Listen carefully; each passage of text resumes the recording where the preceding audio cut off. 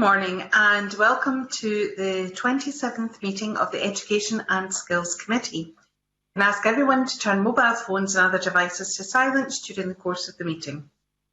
Agenda item 1 is decide whether to take agenda item 4 in private. Do any members object? Thank you very much. Agenda item 2 is additional support for learning review. We have our first evidence session today with a look at additional support for learning review led by Angela Morgan. The committee will know that a decision was taken to ensure that additional support for learning was examined in every relevant area of the committee's work, and we're delighted this morning to welcome to committee Angela Morgan, Independent Chair, Support for Learning, All Our Children and All Our Potential, which is a review of additional support for learning implementation. And I would like to invite Ms Morgan to make a short opening statement about the findings of her review. Thank you very much indeed, convener, and thank you for inviting me today. May I just clarify my status initially? I was indeed the independent chair of the review between the period October to February, when I submitted the report at the end of February with the findings and recommendations. Since that completed my involvement, and just to clarify, I'm not involved or employed with any of the bodies responsible for implementation. So I'm here as, if you like, the ex-independent chair, but very pleased to be so. I'll try and highlight the main points. I think firstly to say that it's clear there's no fundamental deficit in the principle and policy of the legislation and the guidance, some of which is very good. The challenge is indeed in the implementation of that for the thousands of individual children and young people in Scotland. Also, I was asked to chair this because there's a recognition that there is a problem. Nonetheless, I found many dedicated, skilled and inspiring professionals who, are enormously committed to children and young people with additional challenges. But what I've found is that the system is over-dependent on those individuals. It's fragmented and it's inconsistent. And I think one of the main things that emerged to me is that overall, additional support for learning is not visible or equally valued within Scotland's education system. It's dealt with as an afterthought, and that creates a great deal of the difficulty that arises. So that's the first thing. I think secondly, looking at the increase in need over the past number of years and bearing in mind changes in recording, nonetheless, excuse me, the most recent figures, almost 31% of children in schools are identified as having an additional support need under the legislation. And my challenge to that, and I say quite a lot about this in the main report, is about really the need to review and redefine in that context, what does mainstream need to look like with that number of children and young people identified as having additional support needs? And obviously the period of the past 8 months will have had an impact as well. I think thirdly, there was a very narrow definition of learning which has developed, which has become focused on education, and within that on attainment and exams. And yet, if looking at the Act and looking at the UNCRC definition, learning for life is the concept, which means beyond the child's life at school, into their home, and indeed into their life as in the future. So that's another factor that is underpinning the difficulty that I found. Culture and leadership are key in this, and mindset. And again, I come back to the point about visibility and value, which is not as it should be at the moment. The legislation is internationally recognised, and yet in practice, we consistently see this area as an afterthought in policy and discussion, and indeed even over the past months of planning for what's happening with the pandemic. There are a number of consequences of this in terms of within the legislation, lack of recognition of certain groups of children who are eligible There's competition between individual children and individual groups. That's nobody's fault, certainly not the children and parents, but it's a consequence of pressures. Resources was not an area for me to look at, but it was not credible to write the report without commenting on resources. And clearly with this increase in need, and we all know the pressures on public body finances over the past number of years, there is an issue about that, which is why I made a recommendation for the Audit Committee.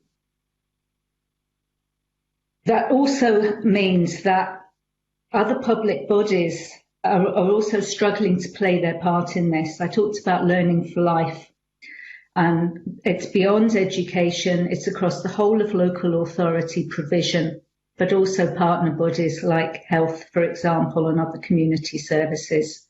And there are issues around their accessibility and the thresholds that are presented to children and young people, and indeed to staff in schools seeking to access partner input.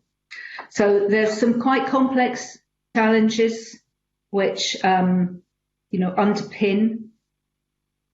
the difficulties that are presenting children and young people and the teachers who really do want to work positively with them.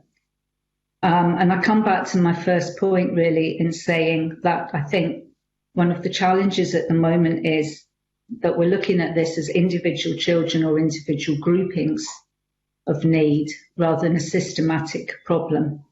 And I found a general recognition and acceptance of a very embedded and difficult problem, but a bit of a cycle of despair, an ability to define, but a challenge in deciding what to do, which is why I shaped the recommendations in the way I have around levers, which will bring this issue into a visible sphere for political and public debate, keep it visible, demand some very difficult and challenging conversations, some high-level leadership in terms of really accepting what the difficulties are, some very honest discussion with parents and with children and with teaching staff.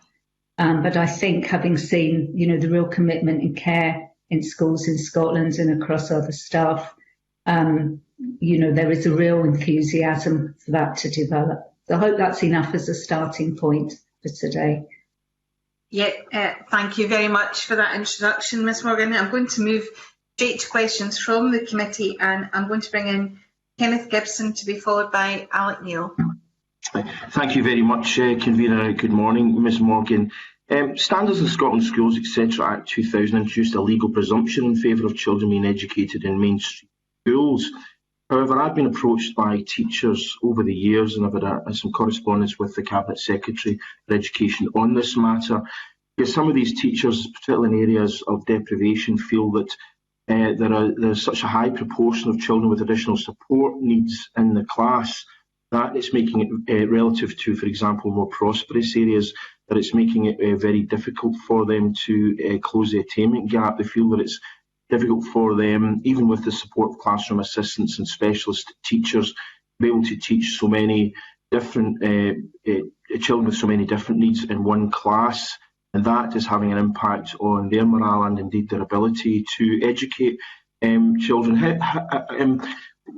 Obviously, additional support needs vary dramatically across the spectrum. You mentioned in your report 30.9% of children and young people have these support needs, but clearly they must vary from fairly mild to quite severe. So do you believe that this policy of mainstreaming should be revisited? And if so, for which categories of children with additional support needs? And if not, given the resource constraints at this time, how can we best support teachers in the classroom who have a high proportion of young people with additional support needs? Thank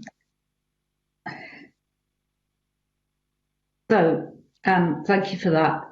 The two exceptions, the exclusions to my review were indeed to consider resources and also to review the policy of mainstreaming.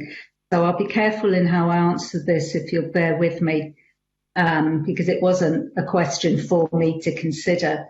I think I come back to, I recognise your description. I heard from many teachers who talked about this and found the difficulty being the range of challenges in the classroom. Some children with home problems, some children with neurodiverse problems, some children with physical problems, and the challenges of meeting all of those needs. I come back to, I think, a point I have briefly already made, which is about the need to really review what mainstream looks like in terms of how children are now, rather than how they may have been in the past. And I don't know, I didn't have time and it wasn't a focus to go back to what the assumptions were when this legislation was first implemented about the number of children who would have needs. Obviously, the categories have changed. But the system is creaking at the seams, and I use that term as it was used to me. The first stage, I think, is for there to be an acknowledgement of that and a transparency and discussion around the challenges. I found generally across everybody I heard from that they felt they weren't listened to, and that was from children and young people, parents and carers, and indeed teachers themselves and some of the senior leaders. So this is not an easy fix, especially in a world of increasingly pressured resources. But I think the starting point has to be an agreed understanding that there is a significant difficulty, and the concept of mainstreaming, to incorporate this almost third of our children, has to be redefined to look at what that actually means. And that's not just buildings, it's about the skills, it's also about the expectations of parents and carers, seeing them as partners. So I'm dipping into, I think this is the difficulty of picking out, this is why I said that all 9 recommendations need to be considered. So I apologise because I've gone around the houses with an answer to your question.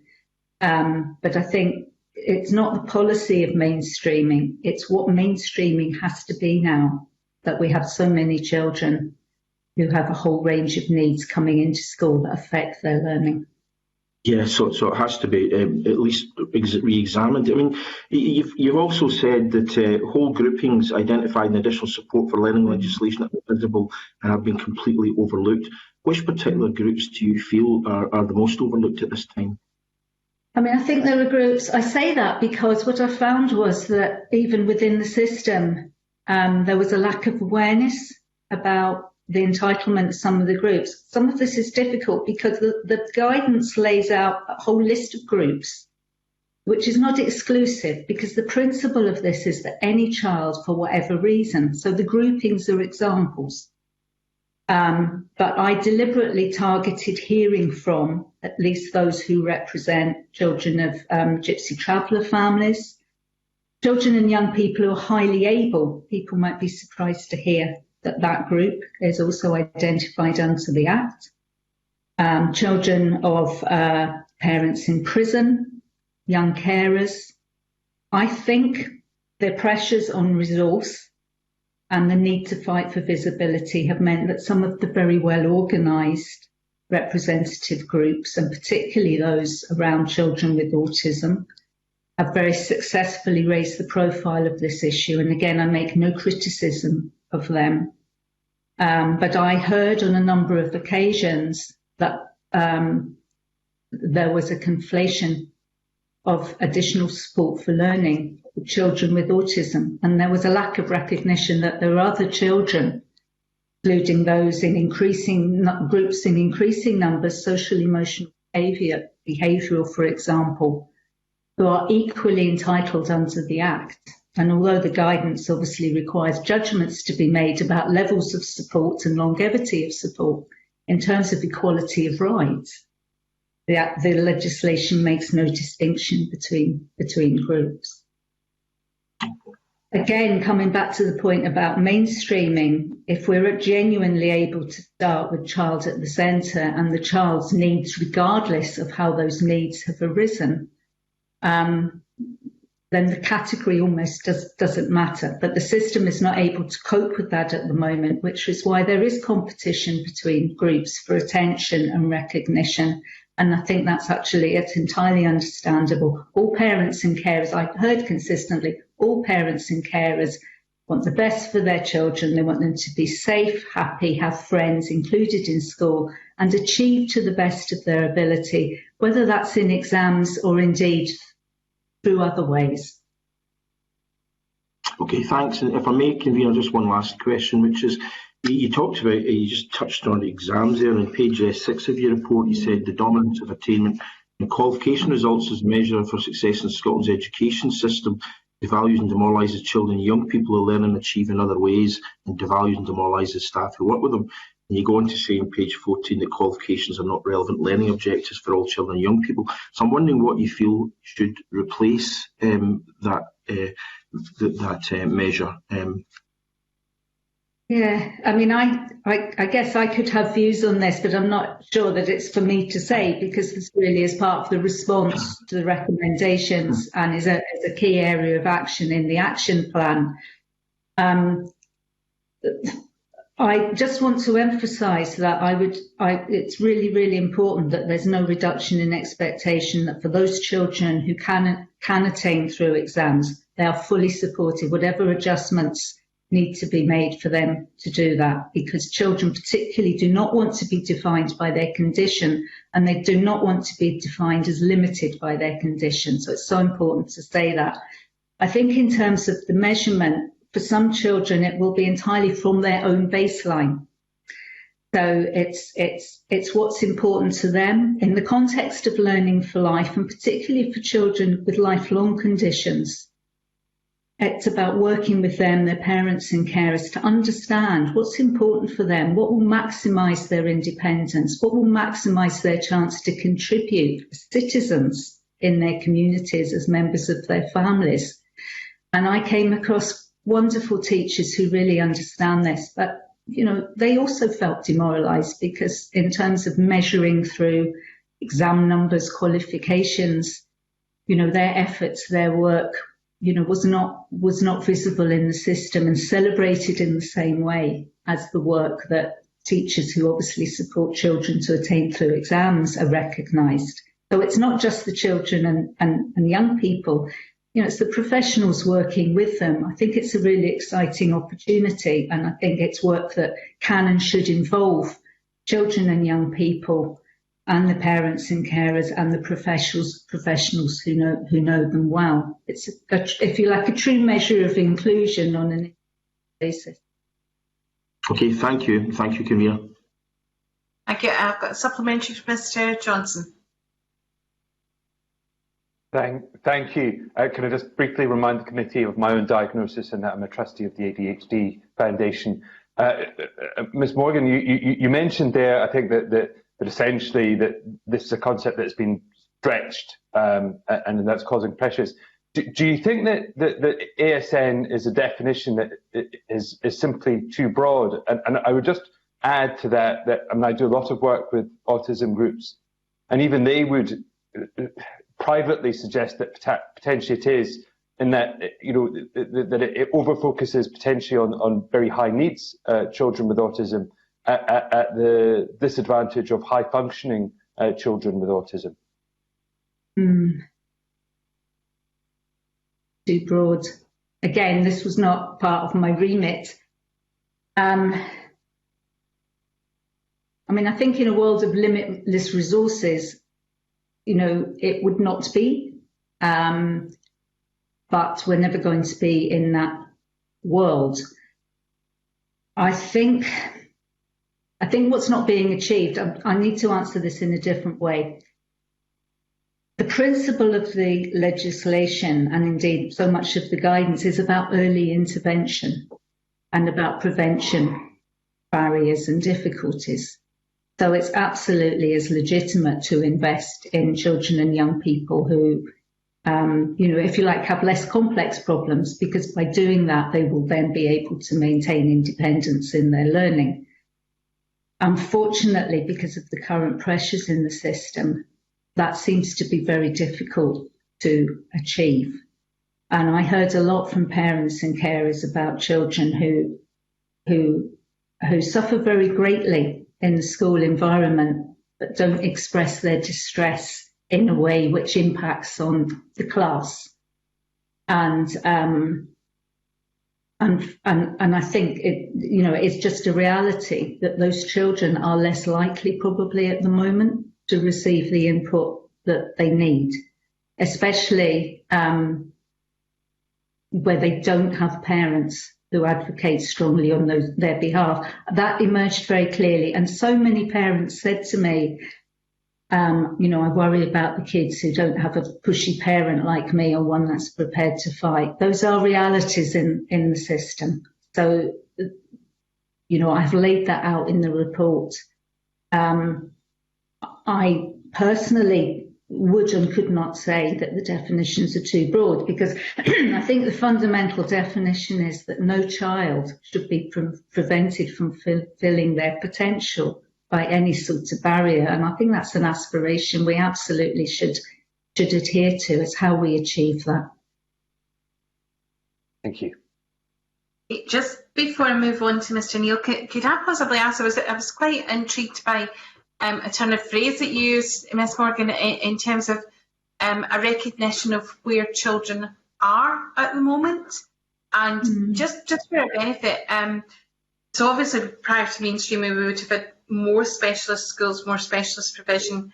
And so in that statement, do you mean just that the setting has changed for children, or are we actually picking up far more additional support conditions because of better recognition, better diagnosis in certain circumstances? And just to understand that concept a little bit more, if you don't mind. Sorry not to be clear, convener. I think I mean about how children are in their life now. I think, the life of children and young people and all the pressures that have been well rehearsed over the past years of social media, higher rates of mental distress caused by that, increasing inequality. I think it's about recognising the complexities of children's life, and then, if you like, the service design that needs to follow from that. And that's everything from buildings to the types of skills, teacher skills. Again, that's why I've made a recommendation around that. And those edges between home and school, which are particularly pertinent at the moment as Scotland plans for how education will look at the time of this pandemic. Thank you very much. Thank you. That certainly helps. Can I ask Mr. Neil to ask his questions, please? First of all, Angela, can I congratulate you on the report? I think it's a very good report. It's a great pity that the two main areas of definitions were left out of your remit, because it seems to me it would have been much more sensible to have included them, and you can look at this question as a whole. But we are where we are.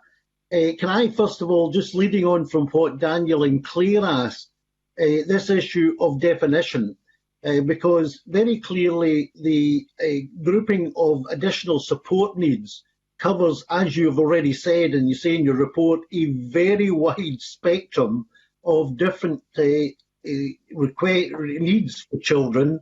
At one end of the spectrum, you've got children who are exceptionally gifted, but the challenges of that require them to get additional support. At the other end of the spectrum, you have children who have got neurological disease, for example, or other conditions, physical conditions, sometimes a combination of physical conditions and mental health issues that need to be addressed. So, and you talk about inconsistency, and I totally agree with that, and you talk about afterthought, and we see when local authorities are lining up cuts in education, the ESN workers are very often the first to go or to be downgraded, which I think is absolutely appalling. So is there not a need to look at the ESN group? I realise there's a need to look at the other 70% and look at the definition, but within the ESN group, is the reality that this is not a homogenous group of pupils? This is a very disparate group of pupils with very disparate requirements.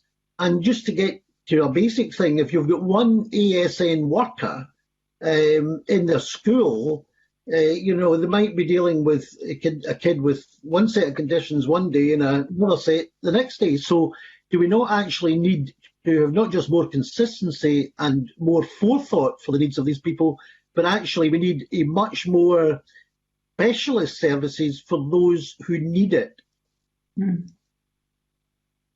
Thank you. Yes, I think there's a few points around this. I think the first point I would make is whether we had the legislation or not, those children are in our communities and in our schools. So I make that point in terms of we can see the legislation as a compliance framework, which it partly is because it specifies rights for children and young people and duties on others. Or we can see it as underpinning the aspirations for all children to live their best lives. And I hope that that is the vision, the starting point for a vision. So as I say, you know, I suppose I answer that question by saying, yes, they are very disparate groups. And I think it's important to say that even children, you know, children within a defined condition are all individuals. You know, we cannot say all children with a certain, children and young people don't want that. And, you know, it would be a mistake to imply that that was the case. They're all individuals. How their condition plays out for them would depend on their personality, their character, their aspirations, the hopes of their families. That's really important.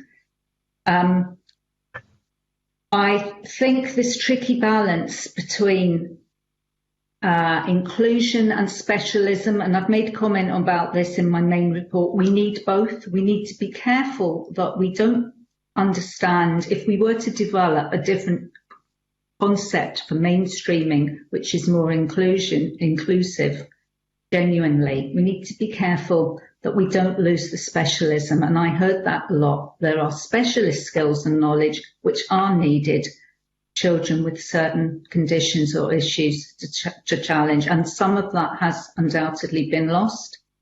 I think also, and I've made comment on this, that in theory the GERFEC framework has everything within it in terms of concepts and guidance to drive an inclusion agenda for all children and young people on an individual basis. What I heard, what I was told was that that has not been fulfilled. It's partly a resource issue.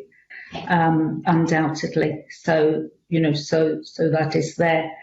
So I have to agree that, you know, the definition is wide, but I think the important thing is underneath that, the fact is that those children, for me, the key issue in this is that 30.9% children and young people have been identified through the width of the Act, and even if the Act was narrowed, those children still have their needs and their entitlements and their right to flourish citizens in our community. So I think that's where, you know, that's the issue that needs addressing. And within that, is there a need really to drill down so that, you know, we can get more of a national picture and how those that 30% is made up in terms of their conditions and why they need special support, and what in particular, what type of support, because, you know, there's a wide range of the type of support required, you know, even within the autism spectrum. As Daniel said, there is a wide range of conditions and a wide range and differing requirements to support these kids. And yet it seems to me we're taking a one-size-fits-all approach to children with special support needs. Linking that in, it seems also after 22 years experience as an MSP, there is still very little joined up between the additional support needs in the education setting, say with key services like CAMHS. And very often you get, you know, parents coming absolutely frustrated because there is no joined up approach. There's nobody looking at these kids, you know, in terms of all their needs and coordinating that the way it should be. Do you not think there's a need for a much more integrated approach than what we have at the present time? Yes, and I think my answer to both of your points comes round to the issue of what we measure. And I think we measure what I was told, and this is what I'm reflecting back and have done in the review, is that not all of what we measure is useful. So we measure a lot of compliance with processes, and I specified planning as an example of that. Of course, it's important that plans, individual plans, are completed within a timescale, but those plans are of no value if no action follows.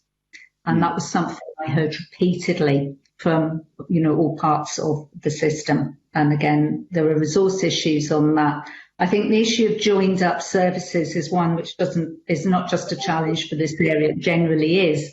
But again, if we consider learning for life and what type of support that means for a child beyond formal education, then of course other agencies, must and should be involved in that, and that's an ongoing challenge. If we have performance measurement, which actually is driven by looking at improvements in the life of children and young people, and then, if you like, building up from that, what are the processes and how do we know those processes are working within a framework which again is about constant improvement. So I use the contrast between looking at measuring things as, are we reaching a standard that's required, or actually asking the question continually, are we doing this as well as we can? Now, this is challenging and difficult. Are we using our resources in the right way? Are we listening to the staff? Are we listening to the children and young people and the parents and carers? Are we hearing what they're telling us? Are we working in partnership? Are we acknowledging this is difficult and there are not easy solutions? So it's about mindset. So I hope that sort of in a roundabout way, again, answers your question. And my final question is, we have the Minister for Higher and Further Education in an evidence session after this. And obviously we're talking about ASN in schools, but it strikes me that the principle of ASN needs to be much more embedded also in higher and further education, because very often it's assumed that a lot of ASN people will not go on to higher and further education, and yet many of them are as capable of doing so as anyone else. I mean, one of my first cases as an MSP was a 16-year-old kid with autism, and he eventually went to work on the North Sea oil rig because he had a brilliant mind. He was brilliant at computer work, and actually was really one of the most intelligent people you could ever meet. But the assumption was made, because he had autism, and this is part ignorance, but I don't think we have the level of ignorance we had. I mean, I'm talking nearly 20 years ago, and I think it's better now, but I don't think it's as good as it needs to be. But I do think we need to, during the school life, but it's the transition from school to post-school, particularly into higher and further education and into the jobs market as well. And it seems to me that when these kids reach 16, 17, 18, the ASN bit falls off a cliff. Yes, I absolutely agree. And I think, transitions, there's a recognition that transitional edges, and indeed between primary and secondary, then between secondary and further and higher education, these are the points at which children and young people are lost, and particularly those with certain conditions who find the school environment. I had to be really sort of strict with my brief, and I couldn't overlap too much into the gas schools because the Doran process is considering those, but I know from my own experience that, some of the expertise that those schools has, which, I think could be much better shared with statutory across, there are all sorts of reasons why that relationship doesn't work as well as it should. I think there is experience and expertise in how to do this and how to actually ensure that those young people who absolutely have a right to flourish at that high level, and there should be no barrier due to expectations because of the label attached to them. That's something we really, should have got past now, but it does still, unfortunately, hold young people back. Thank you very much indeed. Thank you, Convener. Thank you, Mr Neil. I have a supplementary from Mr Greer, and then I'm going to move to Ms Mackay, who has questions on this area but other topics that cover it as well. So if we go to Mr Greer first, please. Thank you, Convener. I'd like to just come back to the points that were raised there a few times around data, the consistency of data.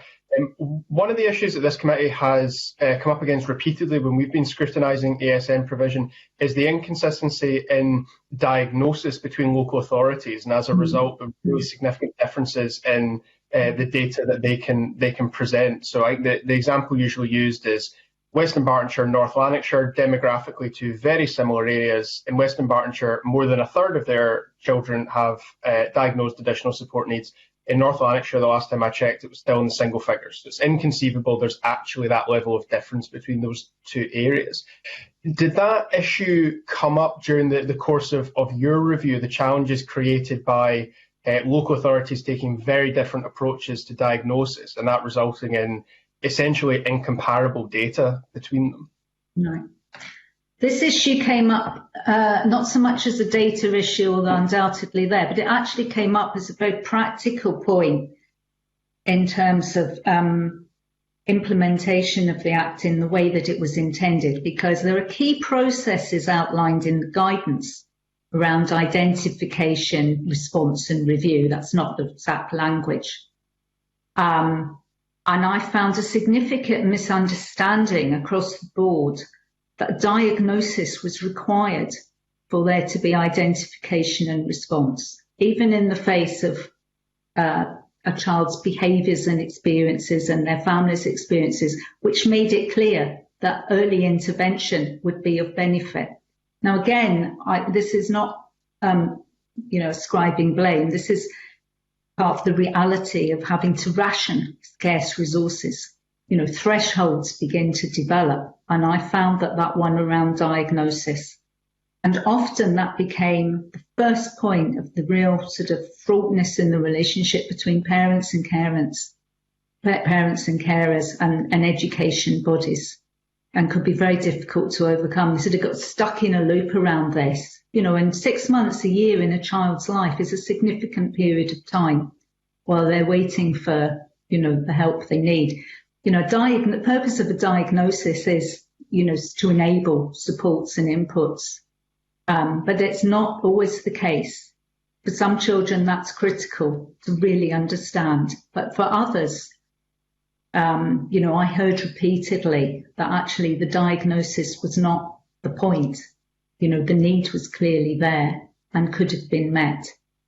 So obviously that then will translate through into data. And it's, it's a feature of the system as it is, and it's why it's so important that there's honesty and transparency about these challenges. Because what I found in terms of that was this blame culture around expectations of parents and carers. And I think we need to be really careful about that. All public services need to manage expectations and have honest dialogues with their community and their public. But I think we absolutely can't blame parents and carers for wanting the best for their children and fighting for that. And indeed, all the professionals I spoke to acknowledged that in the same position, they would do exactly the same. Just before I move on to Ms Mackay, I'm going to ask another supplementary myself.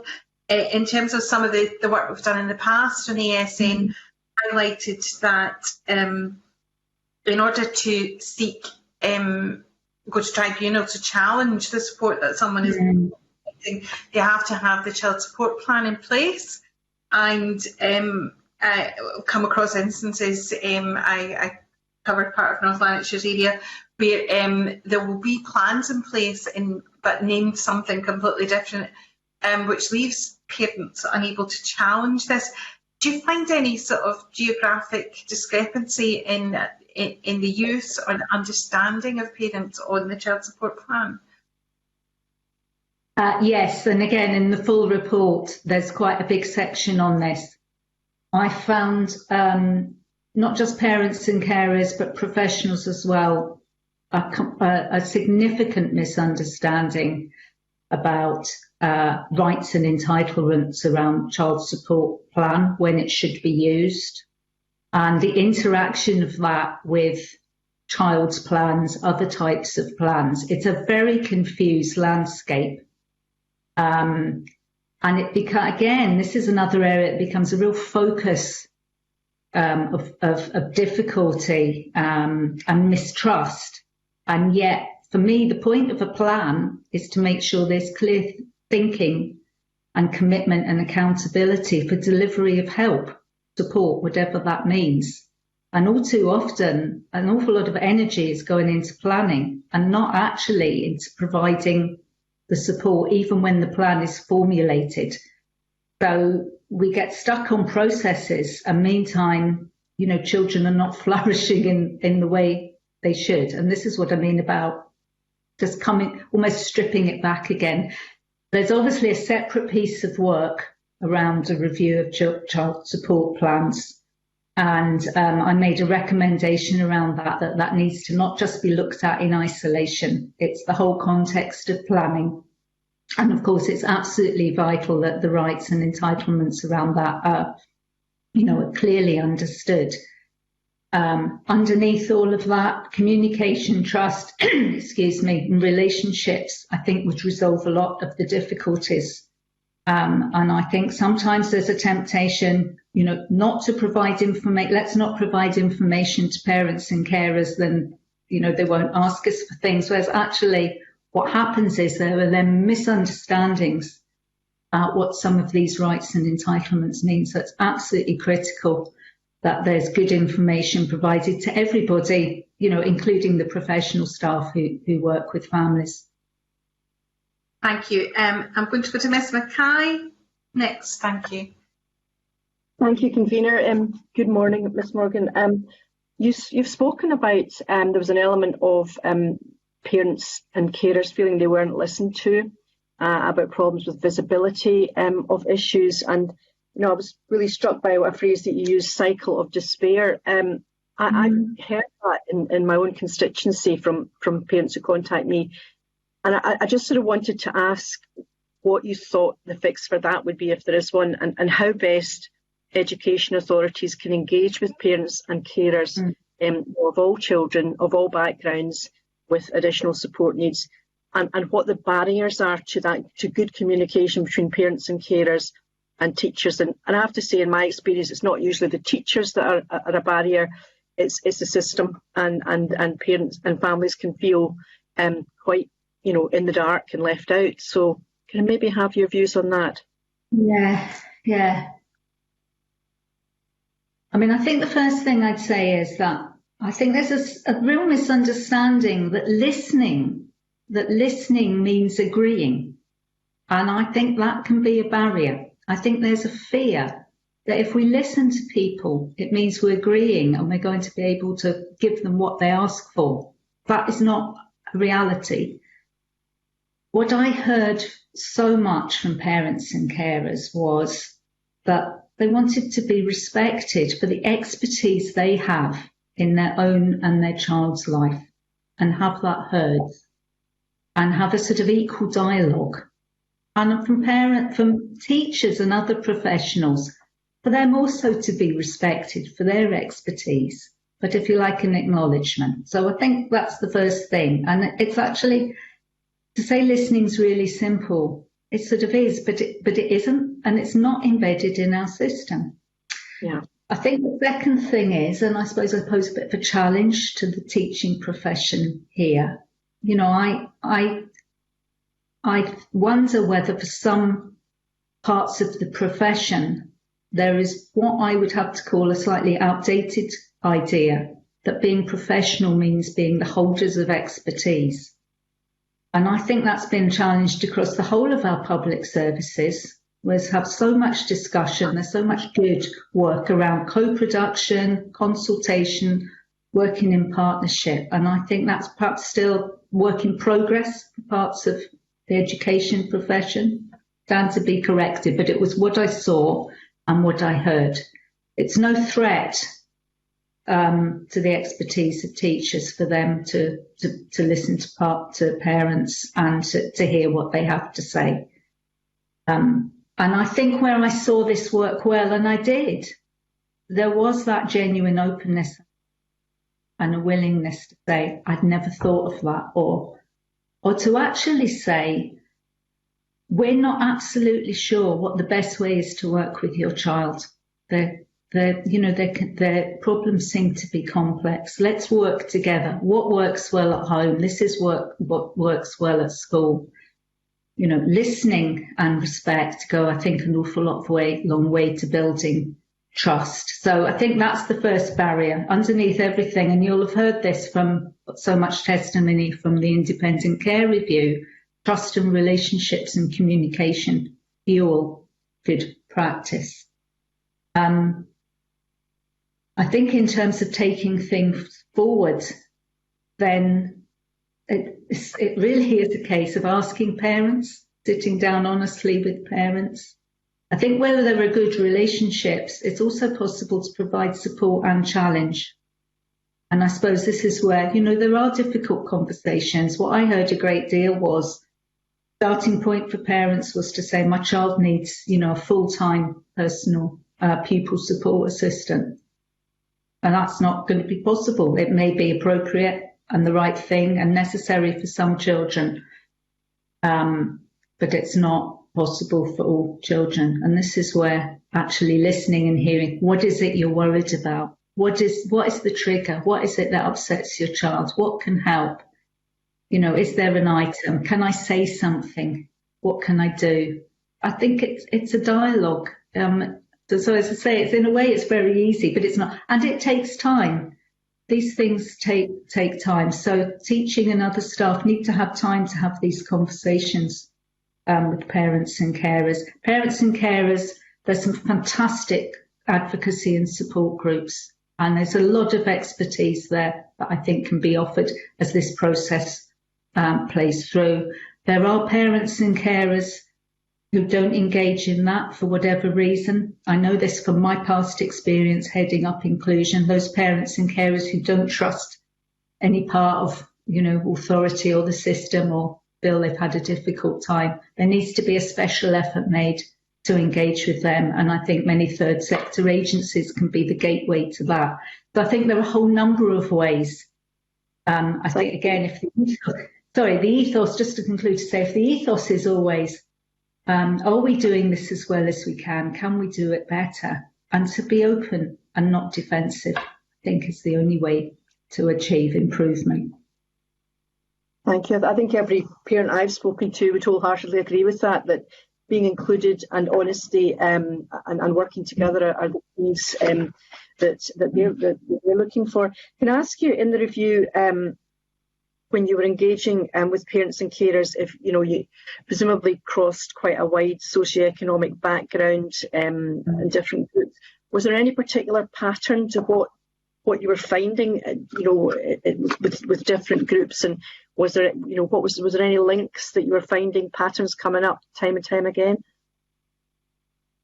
I mean, I certainly heard the same thing time and again, and I think, I'm told that politicians' post bags are full of letters from parents, and I think probably the things you've all heard and your colleagues, and I think I try and describe this. I heard a lot from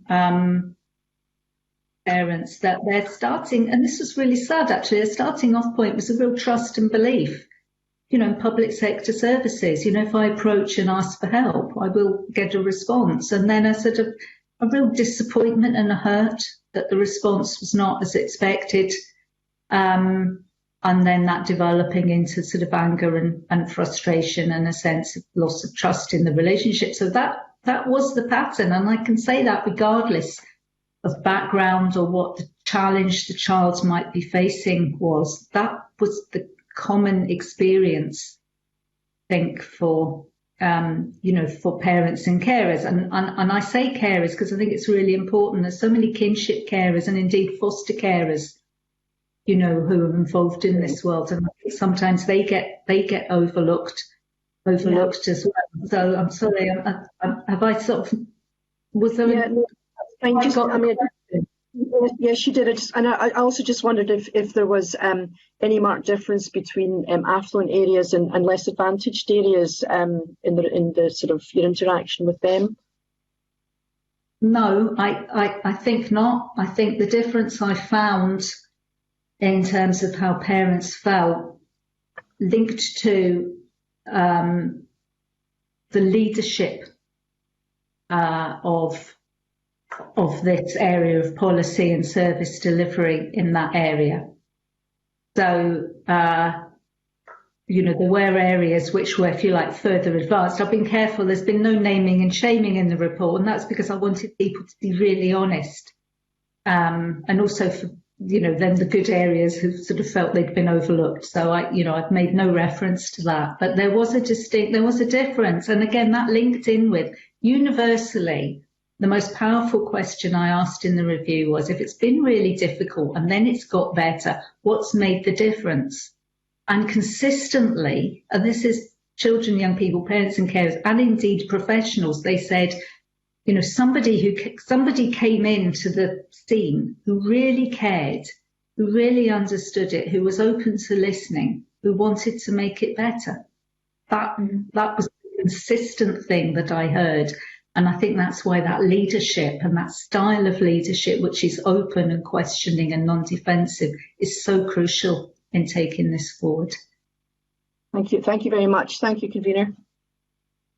Thank you. I've got questions now from Mr. Johnson, followed by Mr. Gray. To some extent, some of the things I was going to ask have been covered by Rona Mackay, but I'd like to go ask some associate questions. But before I do, I wonder if you'd agree with me that I think some of the things that you raise as particular issues in terms of it kind of feeling like a negotiation for parents actually masks actually much bigger problems. It's not just that it is time consuming or difficult, but there's actually very real human consequences for those families going through that process. And I'm just wondering if you think there needs to be much more cognizance of that, both the impact for the families that go through that negotiation and also. No. Oh dear, I've lost. I'm afraid we've lost Mr. Johnson. Can I go on to Mr. Gray's question? We'll come back to Daniel afterwards. Thanks. Okay, thanks, Convener, and good morning, Ms. Morgan. At the beginning of the session, in your introductory remarks, you made reference to the restriction which was placed on your review's remit, that you were looking at the circumstances within the existing resources. And I think I made a note. I think you said that you really felt that it wasn't credible to say nothing about resources, so you made a recommendation that Audit Scotland should audit it. And I just wanted to ask you to say a little more about the extent to which you felt that restriction on your remit stopped you being able to say what you really felt you should have been able to say. I'm not sure it did. I think partly because, I mean, the timescale I had was in effect 4 months part-time. I don't think there's any way I would, and it was just me. I didn't have a big team of people, so there's no way I could have delved into, particularly in view of what I've said about, this isn't just about education resources. This is the resources of the whole of local authorities and their partners as they should apply to the concept of learning for life. So actually, if you consider resources in that way, it's a much bigger picture. So that's the first thing. I think the second thing is, the easy thing would have been to say it needs more resources. But it's not just that. It does need more resources. I can't say how much. But we also need to be really clear that we're using the resources we have in the right way. So I'll use an example, and this is in the report, which is about how we make sure that the resources we have enhance inclusion rather than reinforce exclusion. So how we use pupil support systems. I heard of a very distinct difference, and this links back to mindset and the belief indeed of leadership teams about whether actually all children with all types of needs should be included in classroom settings. I heard a distinct difference between pupil support assistants being incorporated into, if you like, the teaching team and being fully incorporated into the life of the classroom in order to maintain children within the classroom setting as part of the group.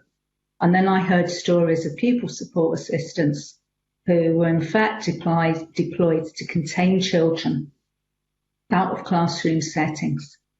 And so on paper, those children were in school, they were ticking the attendance box, you could see the number of pupil support assistant hours.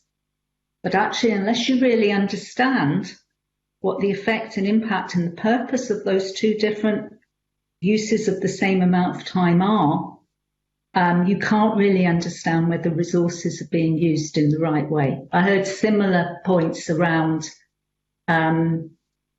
hubs and buildings, and actually schools which have hubs. So in theory, it appears children are part of the school life, but actually they're entirely contained within the hub. They might as well be 50 miles away in terms of the experience of those children. And other areas where, despite a geographical distance, the mindset was these children are part of our school community and life, and we're going to be constantly looking for every opportunity. So I think that was one of the complexity around resources. I think the other thing is, I think it's really important, it's acknowledging resources are a real issue, but not disguising the fact that we don't have a fully signed up community to the concept of inclusion. This is really uncomfortable, but I heard directly from some professionals as well as indirect stories that, you know, the whole concept of inclusion is not fully embraced. There is not a belief that mainstreaming or inclusion of all children is something that should be done. So I had teachers saying to me, for example, I should only be teaching the children who can achieve through exams. And they were quite upfront about that. That was their view. I heard from other people who had a belief, but because they hadn't seen it being delivered in practice, you know, they'd lost heart. They'd become cynical. And I think, again, you know, that's very sad, but it is a reality. You know, these are the uncomfortable truths in a way we have to sort of confront, and which actually capture people's experiences, because coming back to listening, those teachers want their experiences to be heard as much as the parents and carers. So the short answer to your question, Mr. Gray, is I think in a way it would have been tempting to have disguised some of these issues underneath. It must be looked at, and I really hope that Audit Scotland make it a priority. I think that's really, really important that happens. Thank you, Convener. I'm fine. Thank you. I think we'll try Mr. Johnson again. Thank you, and apologies to everyone. Somewhat ironically, I have much greater issues with Blue Jeans connecting properly when I'm in Parliament than when I'm at home, but there we go. I don't know whether you touched on my previous question, but I'll move on anyway. One of the things I have personally picked up is that I think that this concept of mainstreaming and the broad understanding of ASN, I think, is broadly accepted and indeed embraced by professionals. But I wonder if there's still a problem at local authority level. I have sat through meetings whereby the schools are, you know, seeking to facilitate transitions from primary to secondary, have been asking for additional resource because they recognise they need additional help in order to make that happen. Parents have been asking that, and yet the local authority has said, well, I'm sorry, but you don't meet our particular definition to enable that to happen.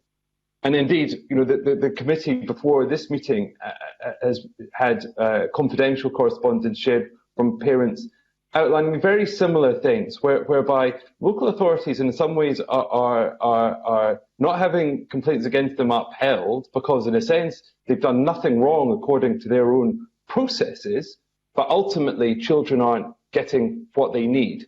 So do you think there is that problem, that local authorities are continuing to use very sort of definitional based approaches? And if so, what can be done to resolve that? Yes, is the answer. I certainly heard that that scenario described quite often, and I suppose one of the fractures in relationships I heard quite a lot about was between schools and, if you like, the authorities, and some of those relationships, some of which were incredibly positive, and showed leadership across the whole structure, and others in which the battles that were of parents and carers were mirrored between schools and their authorities. I have to be honest about that.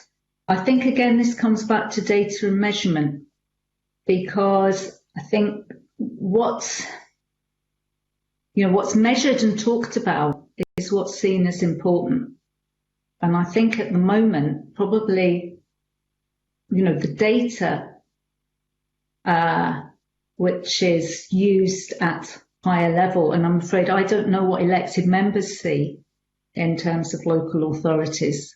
So I can't answer to that. But what I was told was that this focus on measuring processes actually does, it means that these real issues of whether children are receiving this are disguised.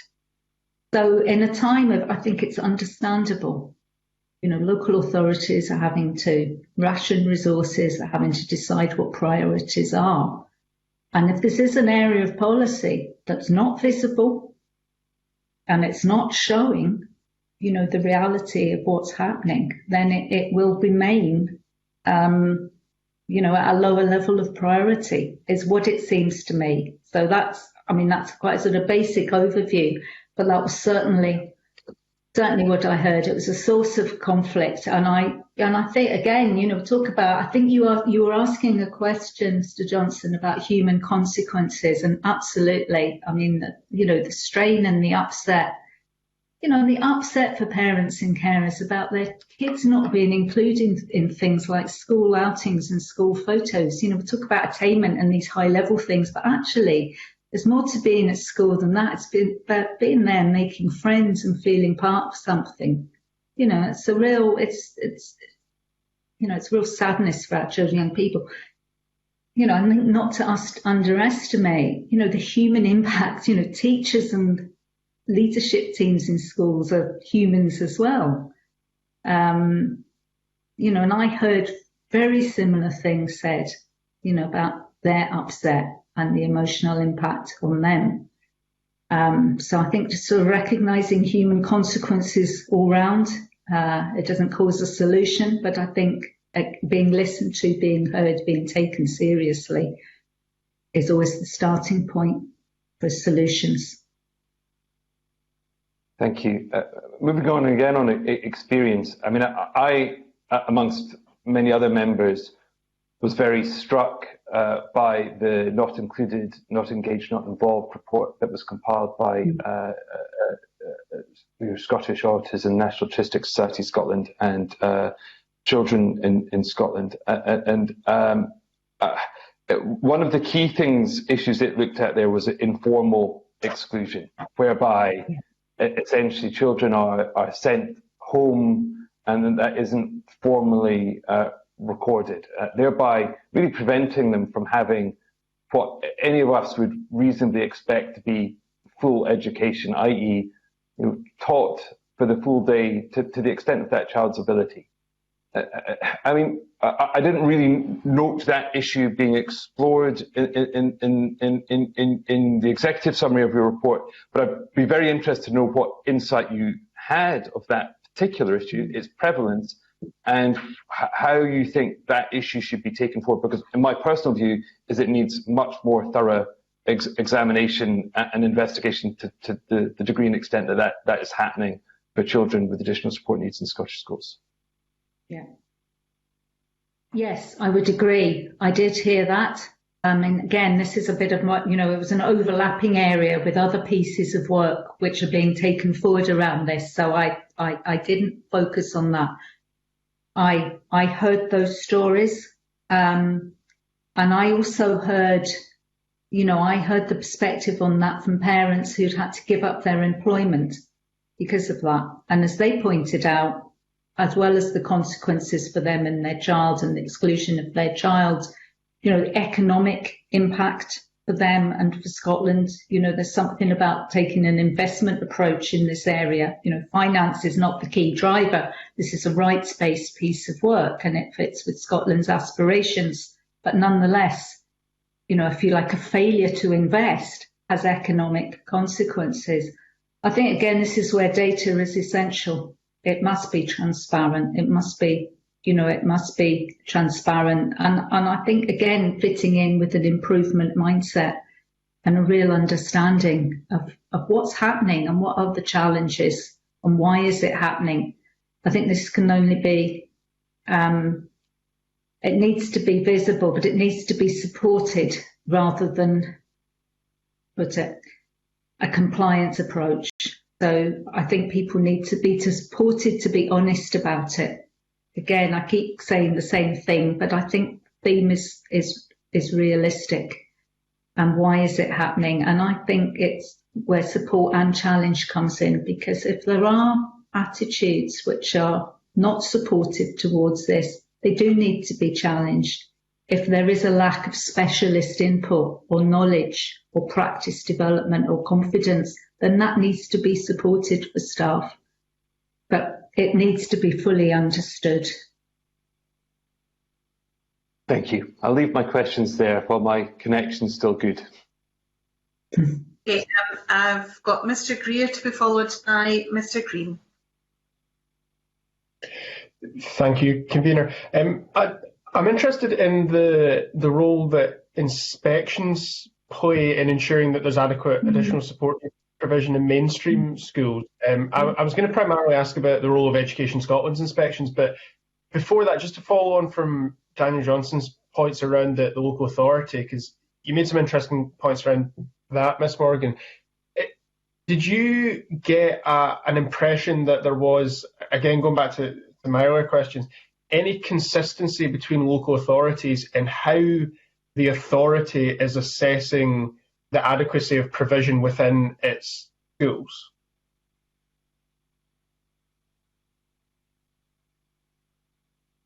I'm not sure that I can entirely answer that. I think that the group within the Additional Support for Learning Implementation Group and looking at the action plan, that will be a very detailed piece of work to consider. And I really welcome that, because I know that the approach that's being taken to that is rooted in improvement science, which again, as I say, is a challenge to the sort of the compliance approach. So I think I don't know is the answer to that. I'm not sure that's the key thing at the moment. I think the key thing is that every local authority brings this issue up its agenda, and sees it as a priority to have a look at it, whatever that needs to look like. But I do think the piece of work, which is about, if you like, a much better performance and measurement framework across the whole local authority, will help to drive that. So I think, if you don't mind, I'd rather not try and, provide any sort of conflated detail when I really can't do that. No, fair enough, thank you. On the point I mentioned a moment ago, though, around Education Scotland national inspection of schools, the impression that I've always got is that assessing whether a mainstream school has adequate ASN provision isn't really part of that process. Like, nominally it's there, but it's not really part of that process. Was that something that you picked up on at all in the course of the review, the role of the National Education Agency in assessing whether the support is actually there? I think, again, this is, I think there's a lot of good work being done around this within Education Scotland, both in terms of its inspection role and indeed its sort of, practice development and improvement role as well. and with some potential. I mean, I think overall, what I heard was that in terms of the features of the inclusion framework, which I can't reel off at the moment, but of the 4 points, one is attainment, and that the focus often tended to be too much on attainment and perhaps not quite enough on the other areas.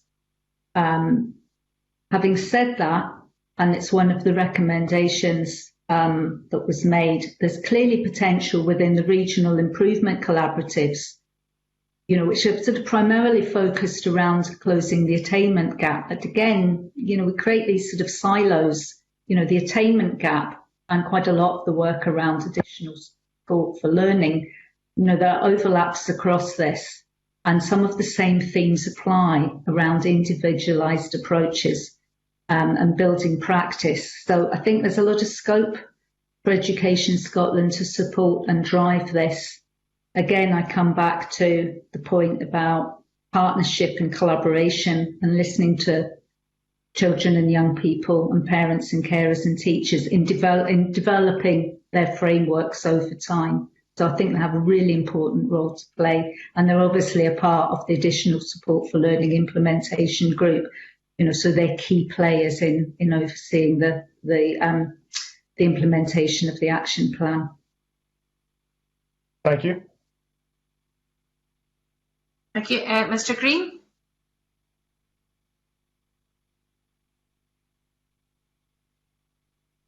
Thank you. Good morning, everyone. Thank you for letting me ask a few extra questions. A lot of ground has already been covered, but I wonder if I could pick up just a few points that are of interest to me. I wondered if, and again, this is probably putting you on the spot somewhat, Ms. Morgan, sorry, but I wondered if you felt there were any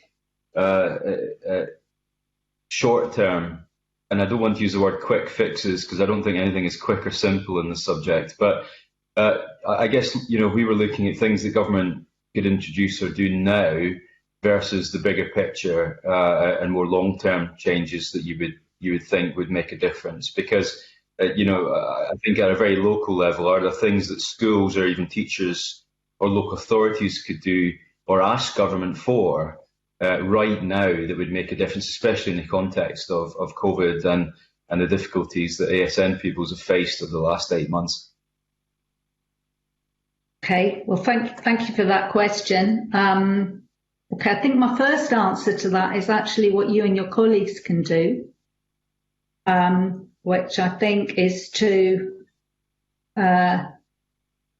help to ensure that additional support for learning is not an afterthought in discussions around education, whether that be implementation in terms of COVID or beyond. And again, the recommendations in the report in terms of national performance framework and the higher level strategic education bodies. So I think the leadership starts with yourselves in terms of demonstrating that, asking those questions in a way which is supportive, and I think in a way which, as far as is possible within political setting, achieves consensus. And I found one of the very encouraging things in the review was working with the steering group of Scottish Government, COSLA and ADES, where there was this positive consensus approach around recognising we have a difficulty and we need to find a way to resolve it. So I think that's the first thing. I do genuinely think that the change in measurement and the discussions around that will in itself bring the visibility of this forward in local authorities and partner organisations. It will by definition, because I suppose my aspiration was to at least find an action which would achieve and maintain visibility so that in 10 years' time, our future colleagues are not sitting around the table again saying, we need to have a look at this. But this is about actually saying, we now recognise we're here. Let's start doing something about this. I think that the work with parents, I think the the work with parents and carers, I think there needs to be support and again leadership around this. But actually, listening. This is a choice that people can make. People can listen to each other and be respectful of that. To say it sounds easy, it isn't always. It's sometimes difficult for public services. We know that. But again, leadership and support around that could make a big difference quite quickly. And I think, I use that term cycle of despair, but I think that actually, it sounds really like everybody would feel a bit better. There's so much energy and upset at the moment and so much time in terms of conflict. And you think if we could translate that into actually doing what everybody wants to do for children and young people, it would be a much better use of time and energy. So it's about mindset and culture change and permission to do. That's great. Thank you. That's really helpful. And I guess I know that the issue of presumption to mainstream was not in your remit, but it clearly is such an integral part of this in the sense that that's how we deliver education in the broadest sense to the broadest group of people using the resource that we have. But I was quite struck by one of the submissions that we had, and I won't name who it was. I'm not sure if it was public or private, but they summed it up for me quite nicely. They said that parents are having to make difficult choices, choosing between having their child's educational, medical or therapy needs met in a specialist school or having their social or peer needs met in their local school. And I think if you go back to the premise of the guidance issued around presumption to mainstream in the early 2000s, that it was supposed to give parents choice, that they could make that choice. But it seems that the choice actually has translated into compromise for some parents because they now are having to choose between knowing that they will not, that one option or the other will not deliver all the objectives they want to achieve for the child. So I guess, if we go back to the premise that the mainstreaming will only work if the education is delivered in a place where the students with ASN needs have peers who are prepared and understand that, where the teachers are supported and where there's a positive ethos within the classroom environment. In your experience in doing this report, do you think that is the case universally, or is there still some way to go, even some nearly 20 years after the policy was first mooted?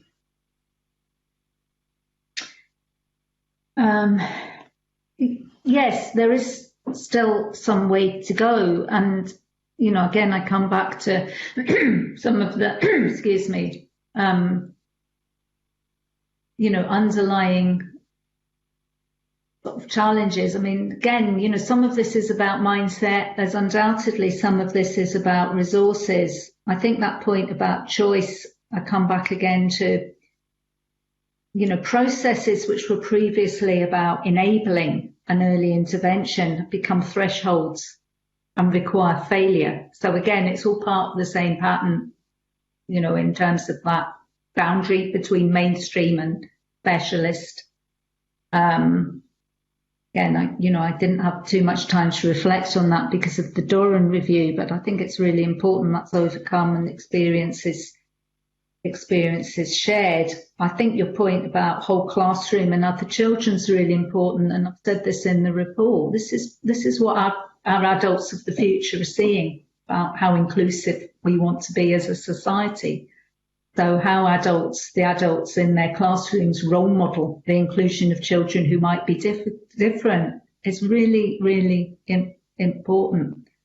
And there were different experiences around that. And again, I cast no blame around that. Teachers need support for that. Whole section I've done on,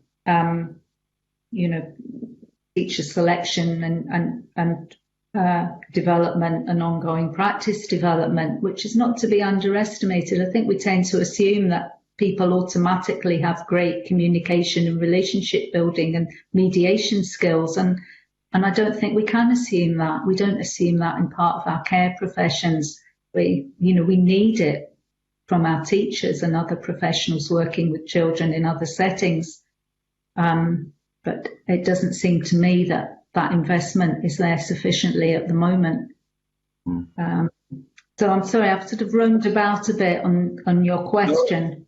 Short term, yeah. Thank you. My final point really was just around, I think it goes back to probably one of the early questions from Kenny Gibson, and that was around the experience does differ quite widely depending on where you are in the country, the demographic makeup of the school, etc. And on a recent, before lockdown, I visited a classroom to do a little talk and chat with them, and the teacher said, "I'll just leave you to it," and she left the class for an hour because she told me afterwards she was just exhausted because she had a class of 33, and there were at least a dozen pupils within the class who had very individual needs that required whether it was physical ability or learning difficulties or behavioural issues. Without a classroom assistant, she said, "I was just glad of you to turn up and give me a break." And that really, that's always stuck in my mind. And you think, and she said, the thing that worries me the most is students in the class who really could excel, but I'm not giving them enough time, individual time that I really want to. So I guess it comes back to, we're debating teacher welfare in the Parliament this afternoon. It is such an important part of this. I mean, I think teachers are doing their best, but they are clearly struggling in many cases. I mean, what do you think schools or local authorities could do to, make life a little bit easier and better for those teachers? I, again, recognise what you've described in terms of what I've heard. Again, this sort of takes me into territory which was not part of my brief, which is, of course, around resources. I think the starting point has to be an honest recognition of these challenges. If we're doing, if we're looking at, as I call it, service design, then the starting point is what are the needs and the characteristics of the range of children in our schools, and what are the skills that professionals need? What are the skills that teachers need? What are the skills of the staff around them, which will then enable them to do their best role? Some very fundamental questions, I think, that need to be asked around this, because I think what's not working, what I heard consistently is we've had an expectation that we have mainstream and we'll just keep tweaking this stuff around additional support. We'll tweak the schools and also we'll sort of tweak the children and young people and make them fit in. It's not working. So it's very,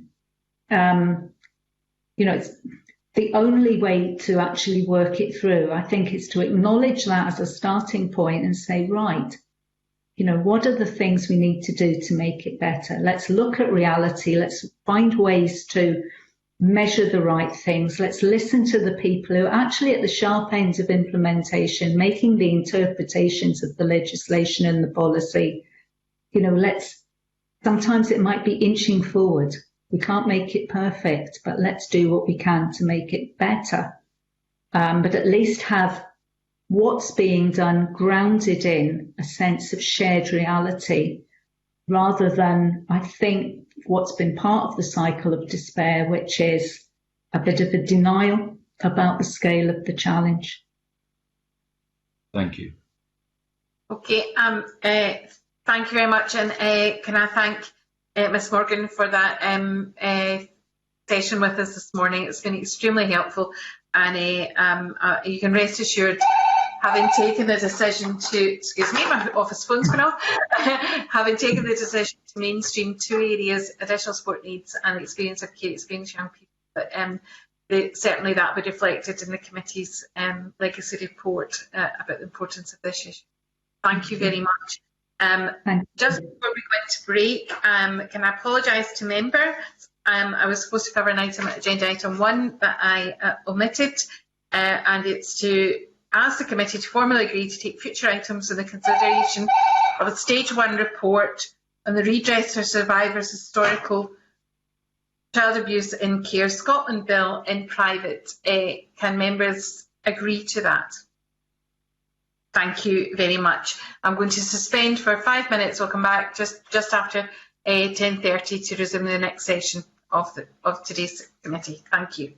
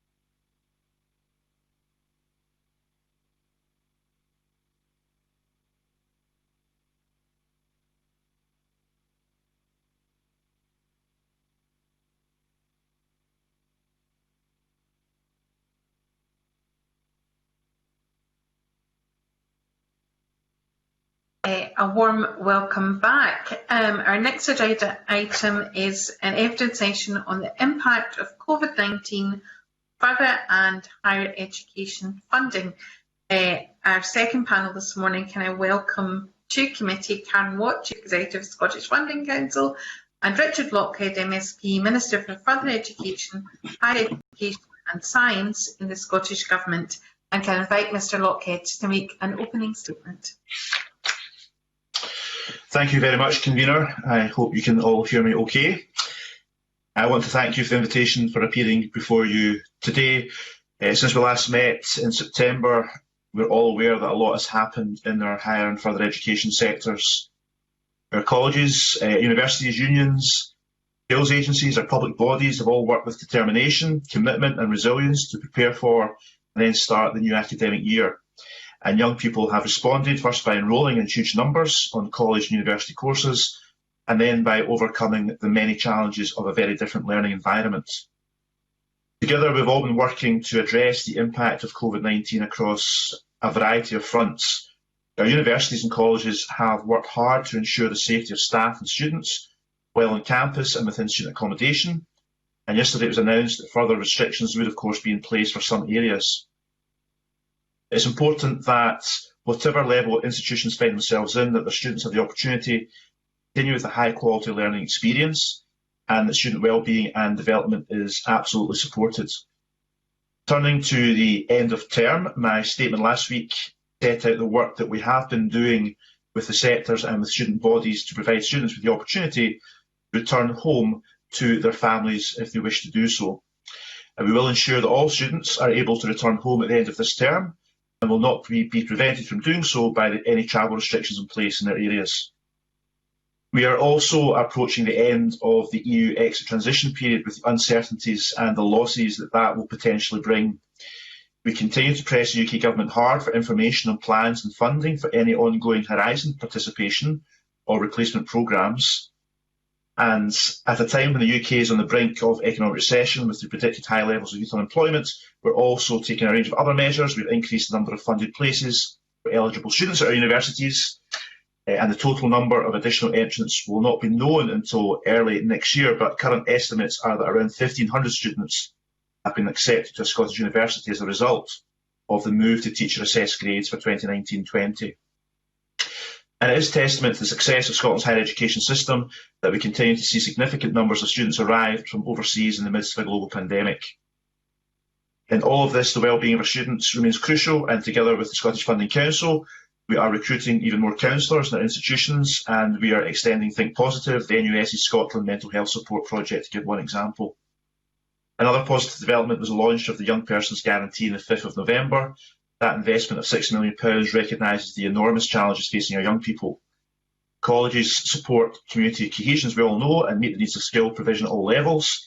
In recognition of this, colleges will also receive £10 million from the Young Persons Guarantee to support the reskilling of Scotland's workforce and provide young people with positive opportunities.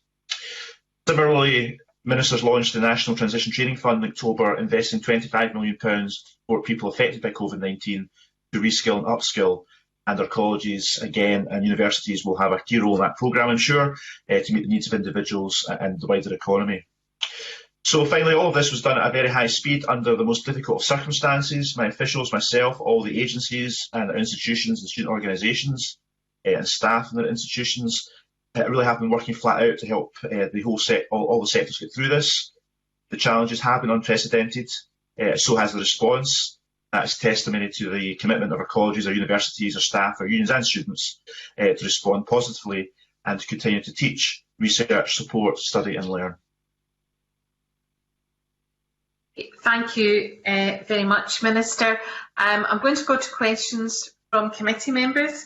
Can I request, Minister, I will come to you at each stage first. You can either nominate Ms Watt to come in, but if Ms Watt wants to come in, if she could put an R in the chat room, because I'm not able to see both at the same time during the process, that would be very helpful. I'm going to go to Mr Greer, followed by Mr Johnson. Thank you, Convener, and I should apologise to the Minister and Ms Watt from the outset. I'll need to leave the committee meeting in about 15 minutes. But can I just start off by asking the Minister, what is the plan for ensuring that the return of students who've gone home for Christmas to their accommodation in January doesn't result in the same spread of infections and mass self-isolation that we saw in September? Thank you for the question. It's also a very important issue. We're very determined to allow our young people in Scotland to continue with their further and higher education, and that's why at the beginning of this academic term we work with all institutions to allow our students to return as safely as possible. We did see at a time of the rising virus in Scotland, we saw some outbreaks in university accommodation, which were also regrettable and very difficult for the students concerned who either had COVID or had to self-isolate. At the moment, of course, we're in a much better position. The rate of infection on campuses is very small, and there's less than 1,000 students self-isolating across Scotland's campuses at the moment as well. And clearly, we are turning our attention to the safe return of students after Christmas and New Year. At the moment, of course, we don't exactly know what that will look like. We're currently focusing on the safety departure at the end of this term for Scotland's students if they wish to go back home for Christmas. But it will look not normal when we return our students after Christmas and New Year. We will look at the role of testing. We'll look at when they arrive, how they arrive.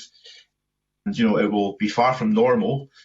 So we'll do our best to give as much clarity to the institutions and students and their families as quickly as possible in the coming weeks.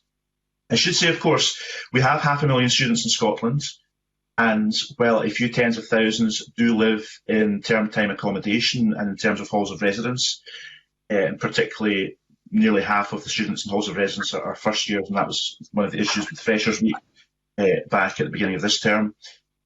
We must recognise that the halls of residence is an issue we have to look at, but there's the wider issue of allowing students to continue with their education as well.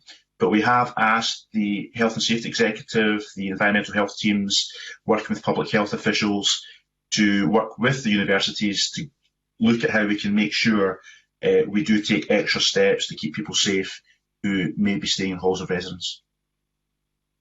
I'm taking from that answer, Minister, that there is not yet a plan for the safe return of students in January, which is concerning given that that's 8 weeks away. So, are you at least in a position now to confirm to us when that plan will be published and announced? Well, we know people are very keen to know, but clearly because we are in the middle of a pandemic and we are still in mid-November, I can't exactly predict what January will be like. And we are looking at a number of measures, some of which I mentioned in my opening remarks. So within the next couple of weeks, we hope to be in a position to make an announcement of what the return after New Year is likely to look like and the kind of measures we're working on with universities. Thanks. I know there's other members wishing to come in on this. I've just got one final question on a slightly different area, but it does very much relate to what January looks like.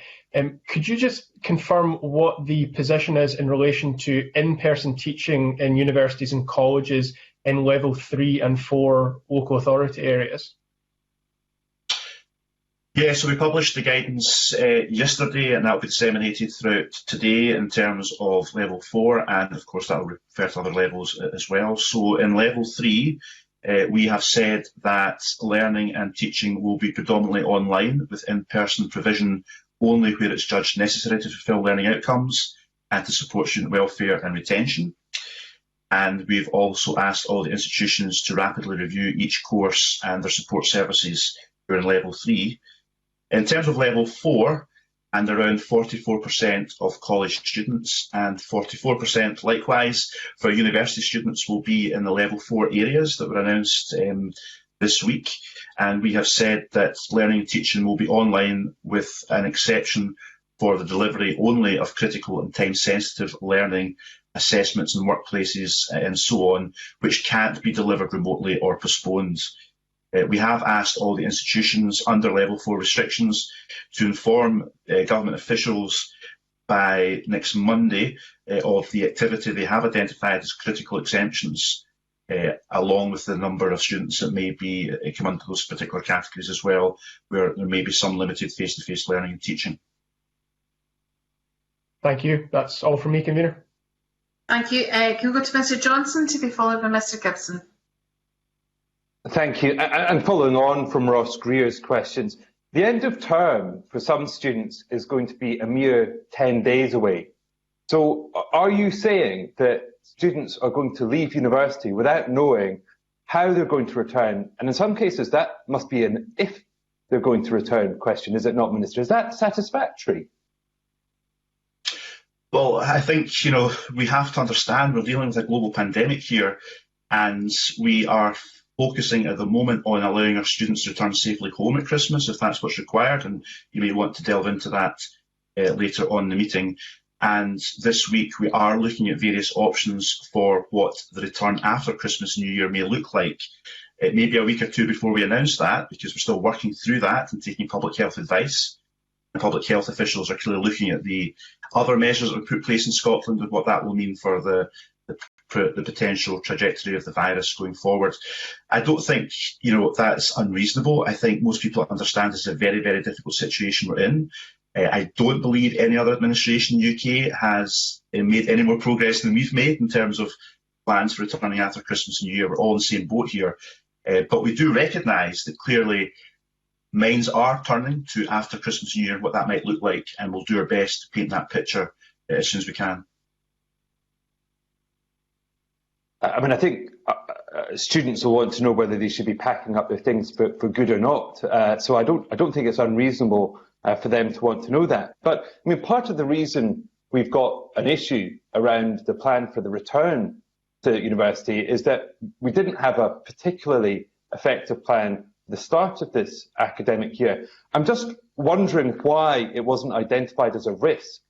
Tens of thousands of students all turning up to halls of residence at the same time. Halls of residence being a form of accommodation where people are living in very close proximity. Why wasn't that identified at the risk, and why wasn't there a better plan for people arriving at the start of this term? And surely if we had had that plan, we'd be in a better position to have a plan for the return in the new year. So there's no blueprint for what we've been through in further and higher education dealing with a global pandemic. There was a plan, and we, as I said before, had 500,000 students returning to further and higher education. And as you said before, a few tens of thousands will be staying or were staying in halls of residence, mainly first years. And we put in place guidance for the institutions to follow, which had the best expert advice we could obtain as part of that guidance to help people keep safe in their halls of residence. And of course, we, at the time the universities were returning, we were already seeing a rise of the virus in Scotland. So we knew there was risks and we had a plan, but clearly not opening the halls of residence would have likewise had similar harms and would have posed other risks as well. And as you know, this is all about a balance of harms. But yes, we do have to learn what we can from the situation in September, October with the halls of residence. Steps will be taken to mitigate that for the return after the Christmas and New Year. And the return after Christmas and New Year, of course, is different to Freshers' Week in September over October. It's a different environment for the students returning to their campuses. So we're working closely with everyone to make sure we can make it as safe as possible. Finally, Minister, I was wondering if you could give a guarantee that all students will return, or are you looking at proposals which might see some students, such as arts and humanities students, which don't require access to labs or other physical resources, might they be asked to study from home?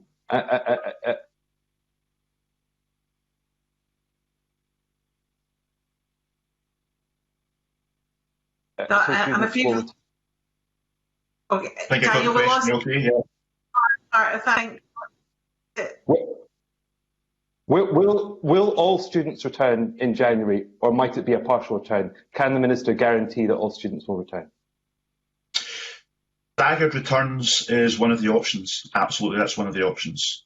So I can't say further more than that just now because we're not taking any decisions and over what space of time that might be or whether it's adopted at all remains to be confirmed, but that's absolutely one of the options.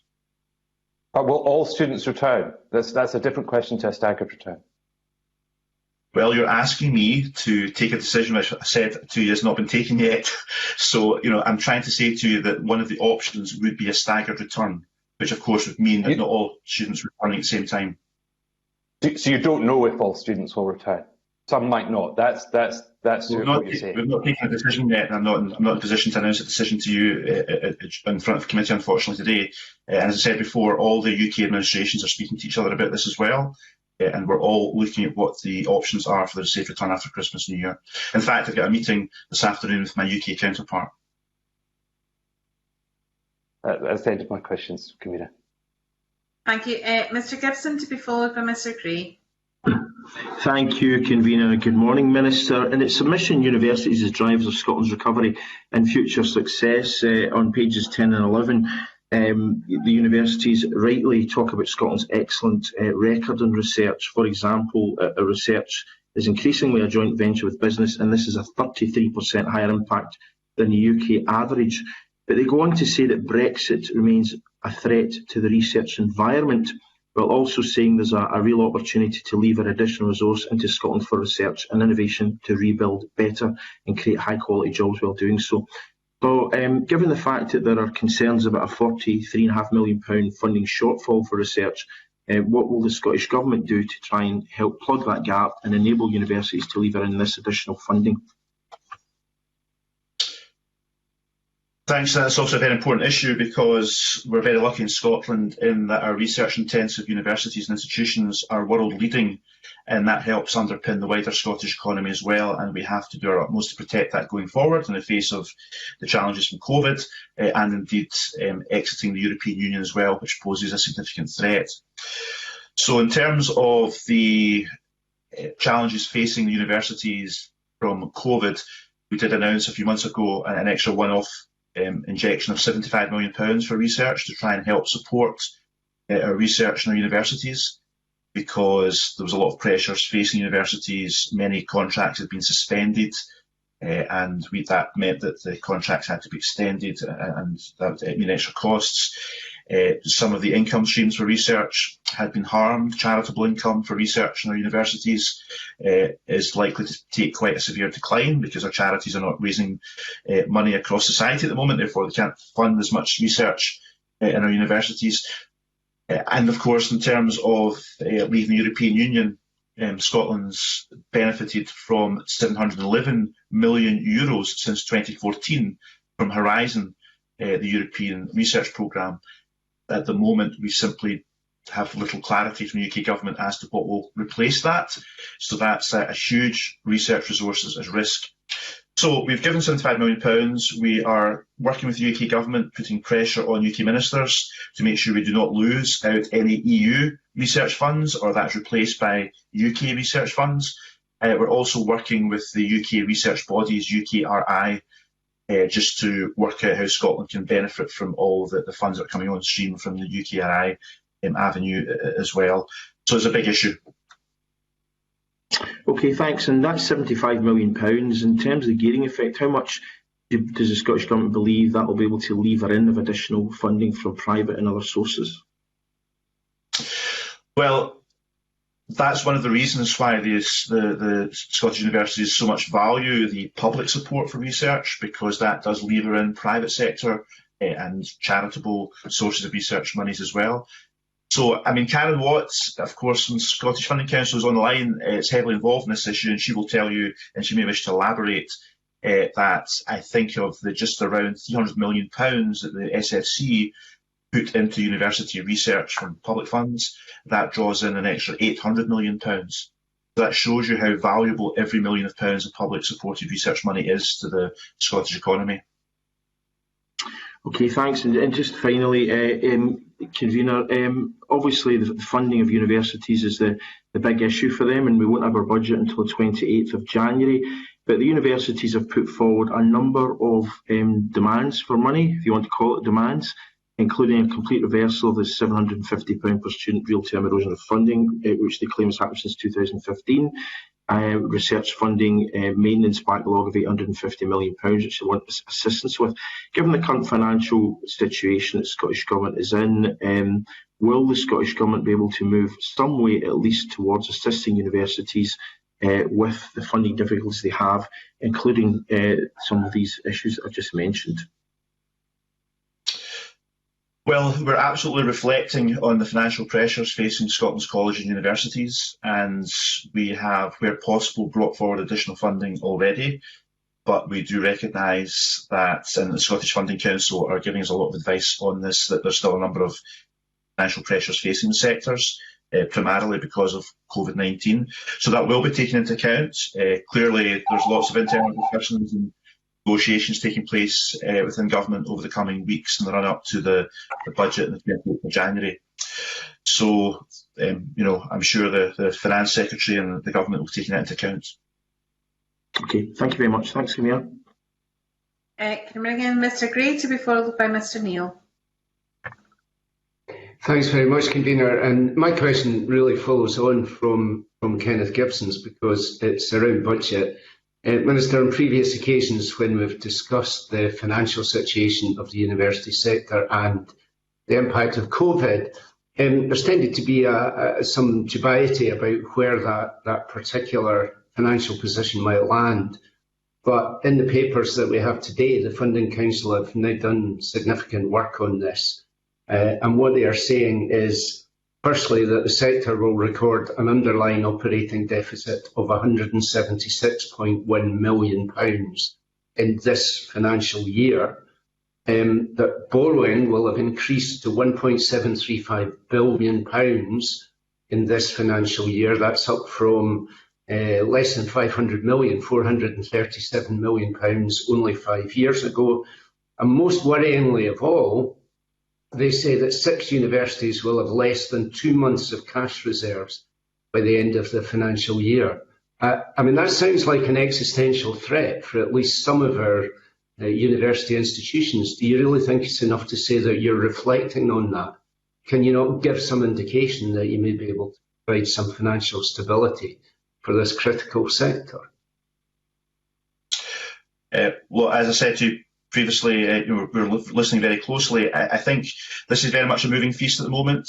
You will know that the figures in terms of the deficits have fluctuated quite wildly over the last few months. And Karen Watt, I would want to invite in to elaborate on that.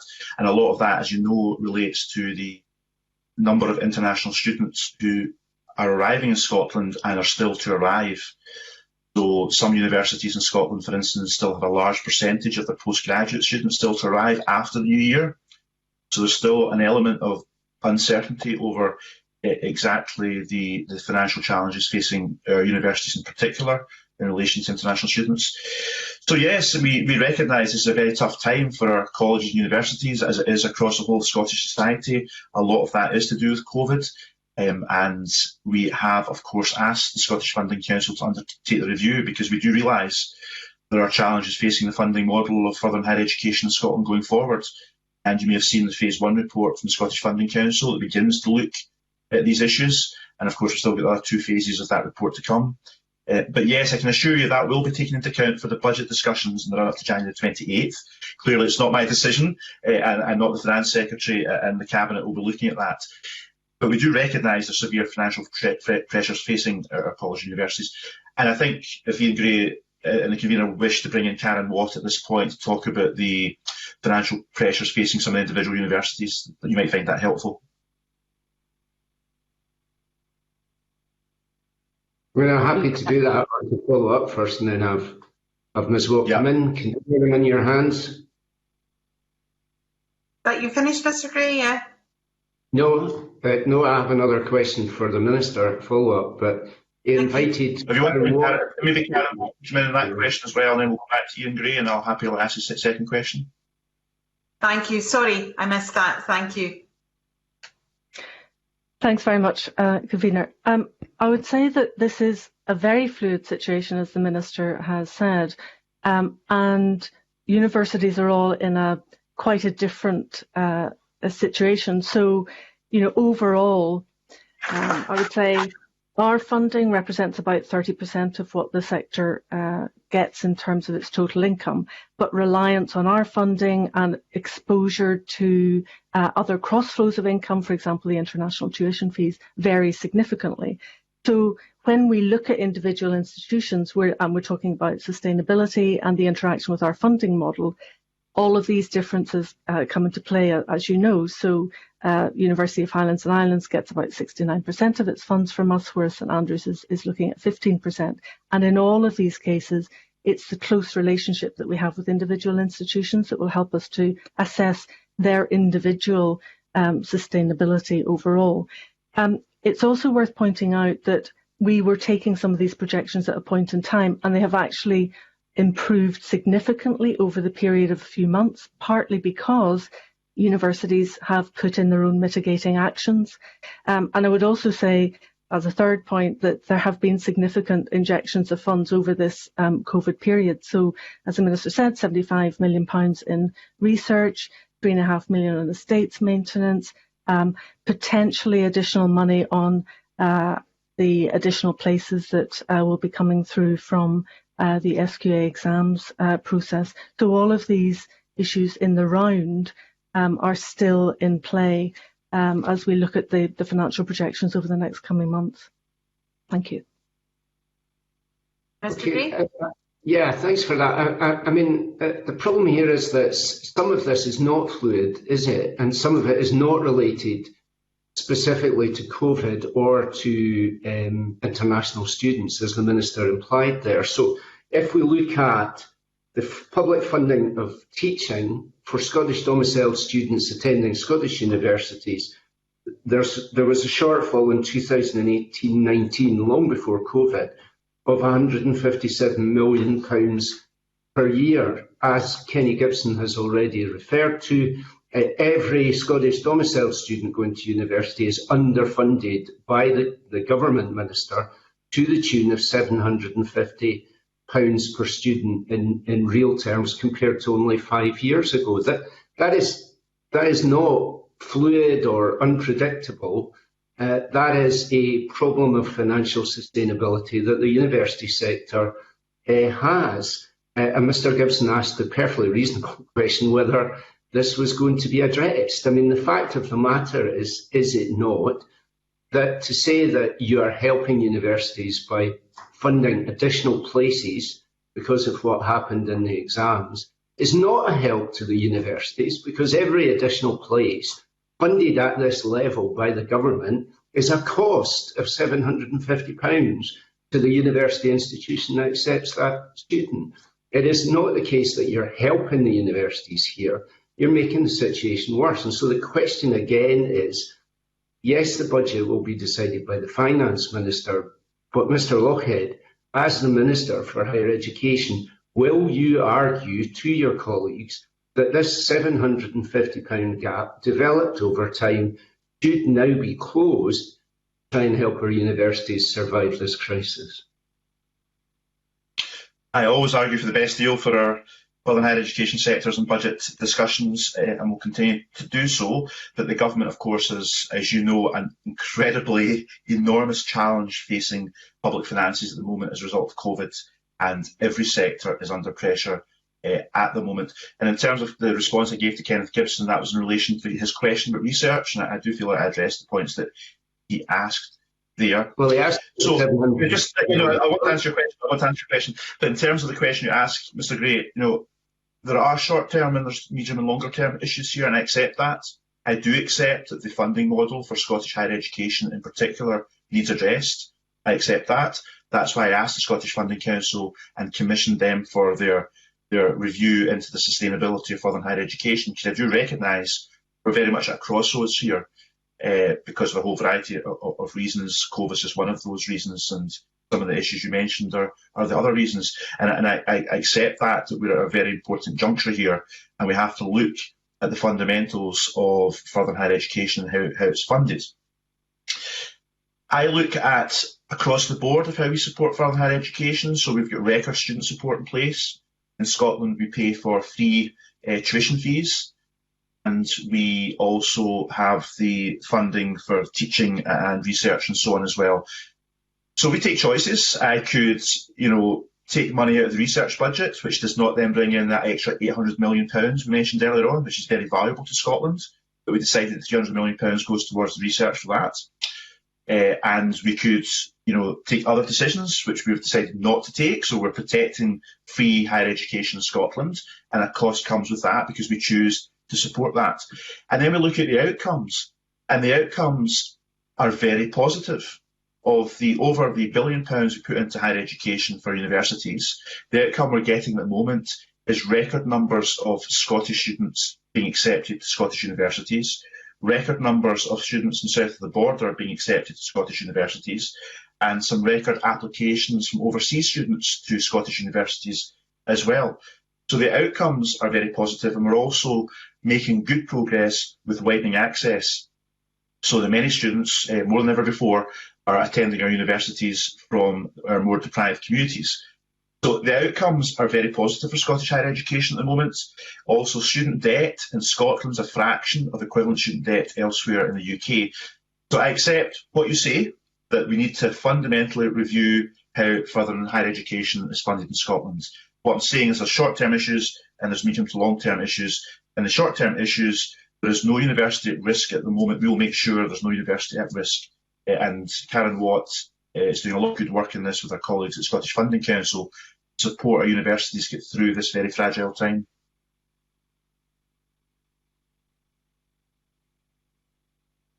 Is that you finished, Mr. Gray?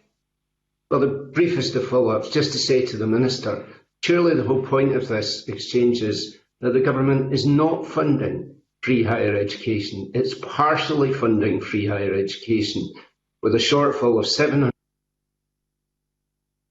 It's partially funding free higher education with a shortfall of £750 for every Scottish domiciled student, and it is universities that are having to fund that. Surely it is reasonable to ask that the policy which I support be properly and fully funded by government. Yeah.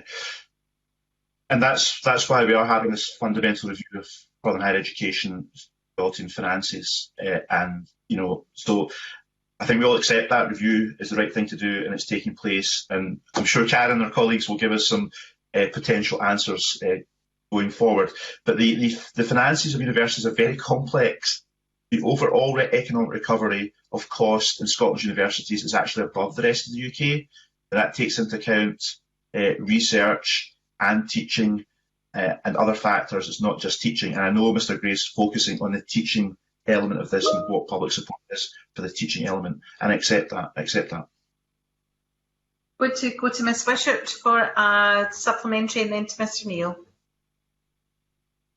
Thank you, Convener.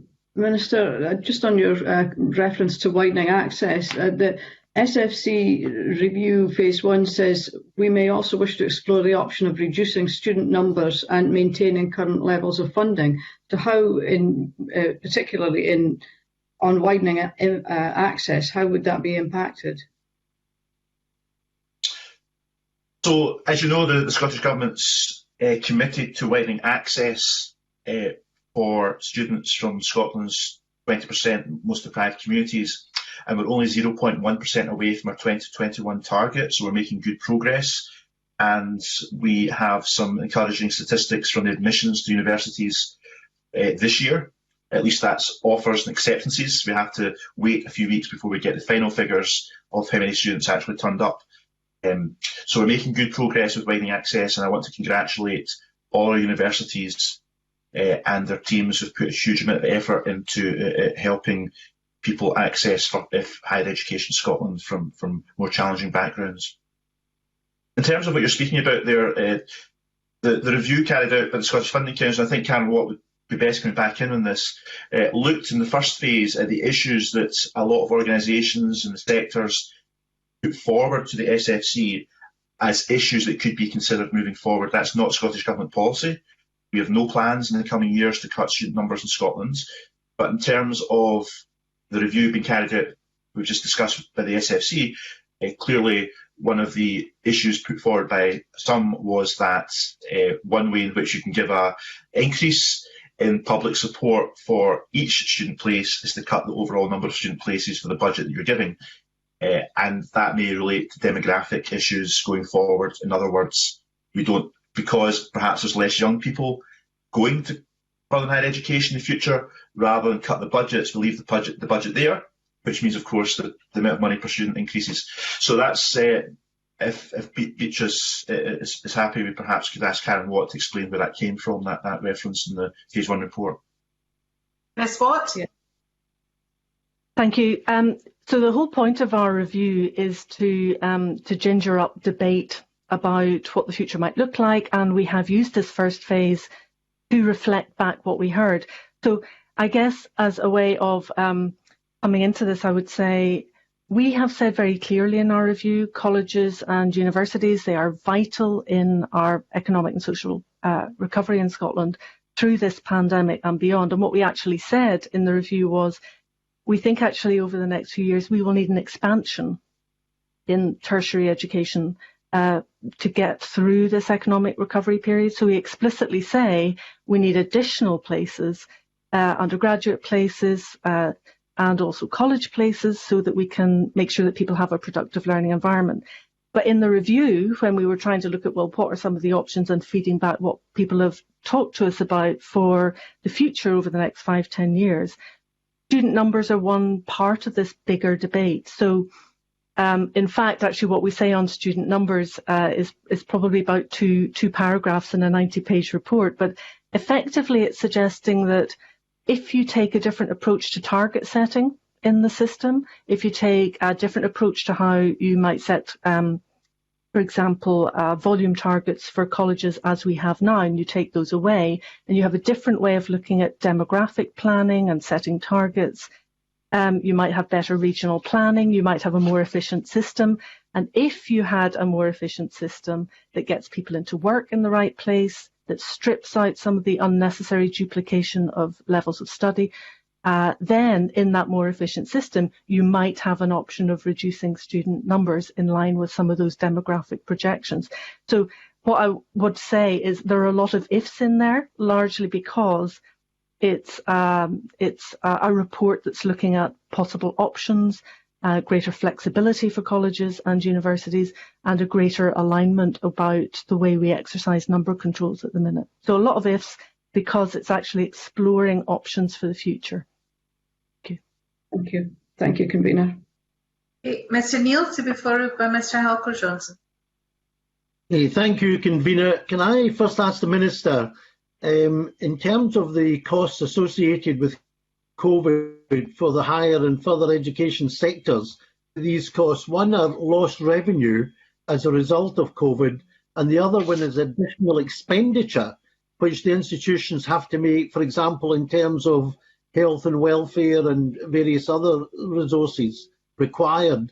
So we've dealt quite a lot in this committee with yourself, Minister, on the lost revenue aspect, but how much of additional expenditure has been required as a direct result of COVID, and are these one-off expenditures, or are they going to be repeated in future years?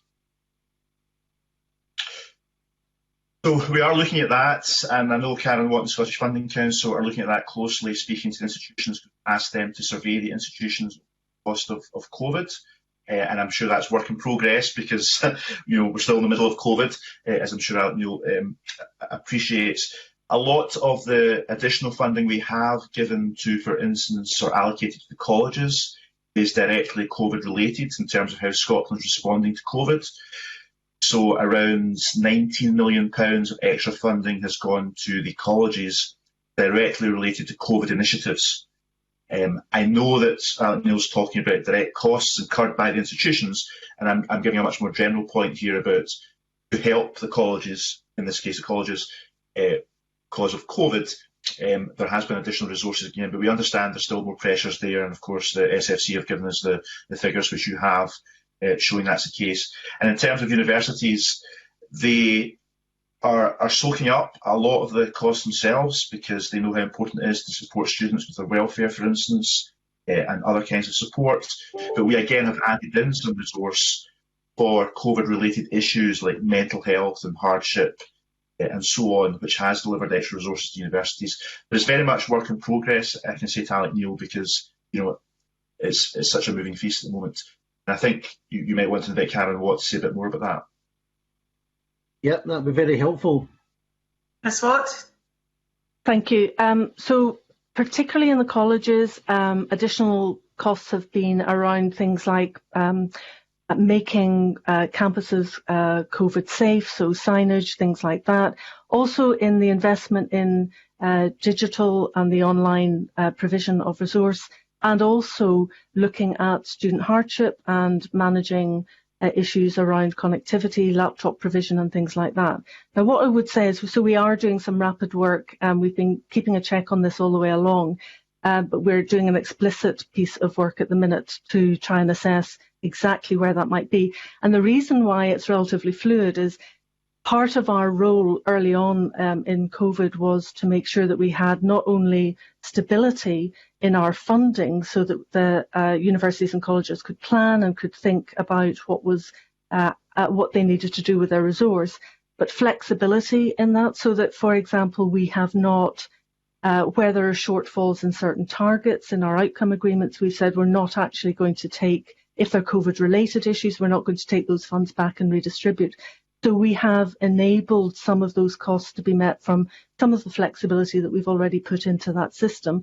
And also there have been additional monies that have gone into helping some of those preparations around some of the student support, but also making some of those campuses ready. But we're just doing a piece of work just now explicitly on whether there were additional costs over and above the flexibilities that we've put into the system.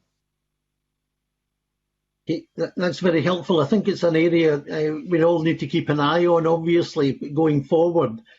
My second and final question to the Minister is, in your introductory remarks, Richard, you mentioned that the incidence of COVID amongst the student population has been quite suppressed now from, I think, what was an initial burst when everybody went to university at the start of the academic year. But can you tell me, what's the testing regime in higher and further education? Are we testing students and staff on a regular basis? Are we testing asymptomatic students? How do we know that the incidence of COVID in the student population is suppressed? Thanks. Well, clearly, students and staff at the moment, like the rest of society, are offered tests where they have symptoms. And these are the stats that we have at the moment. And we also speak to universities about the number of students self-isolating. So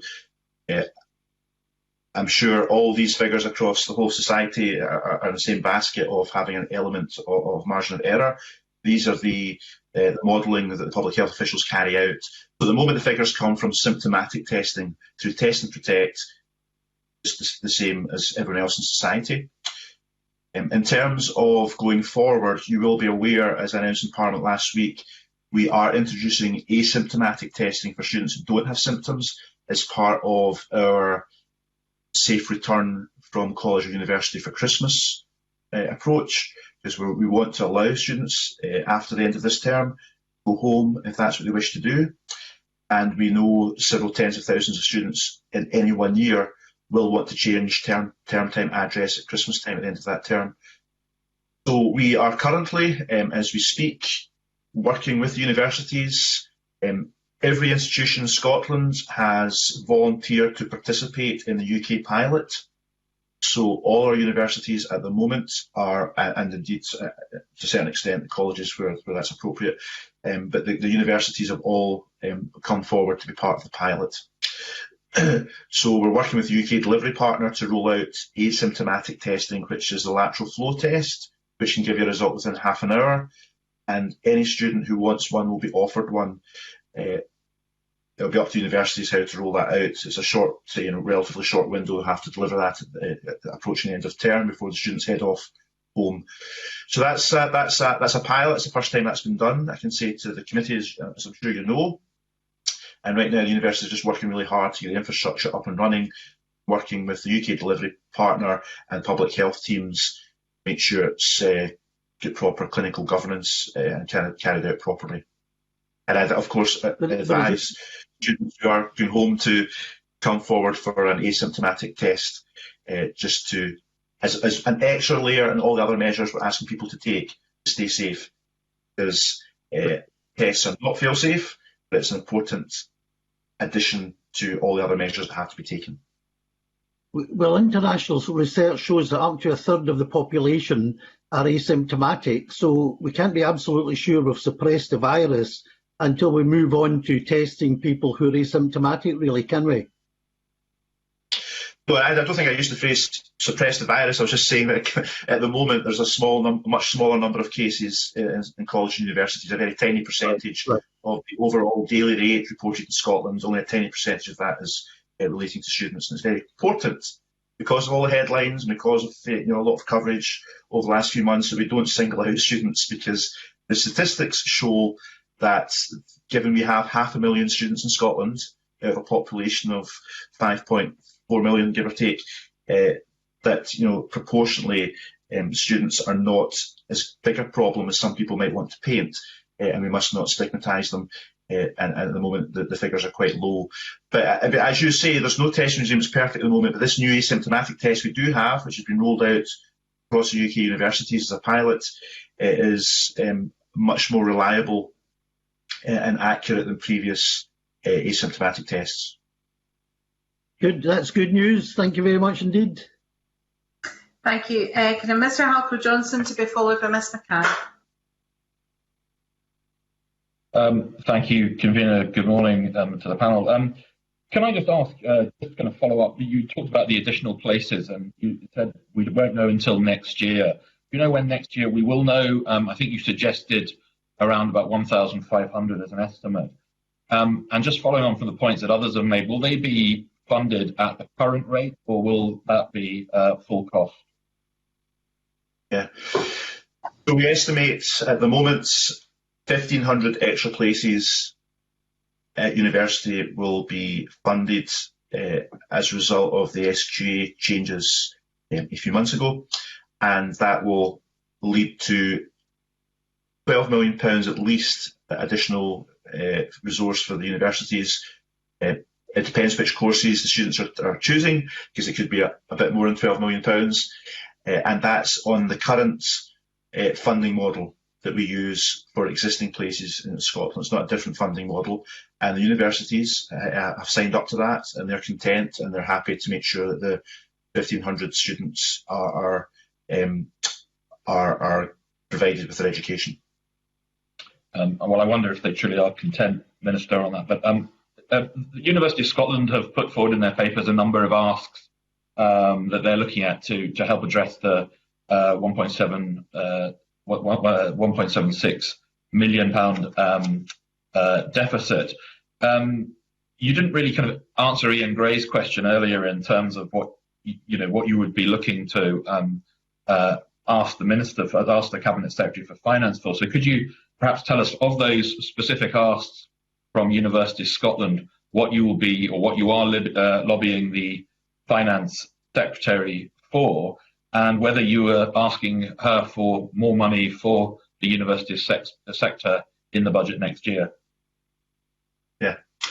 Well, I know you'd love straight answers to those questions, but you understand this is submissions sent in by the sectors in the last few days as part of an ongoing process, January 28th budget. So that this will be fed in, and I'll be speaking to my colleagues in government about the pressures facing further and higher education. As I said before, collectively as a government, we have to look at the enormous pressures right across public finances facing all sectors, and there'll be similar submissions from all stakeholders across the government's responsibilities.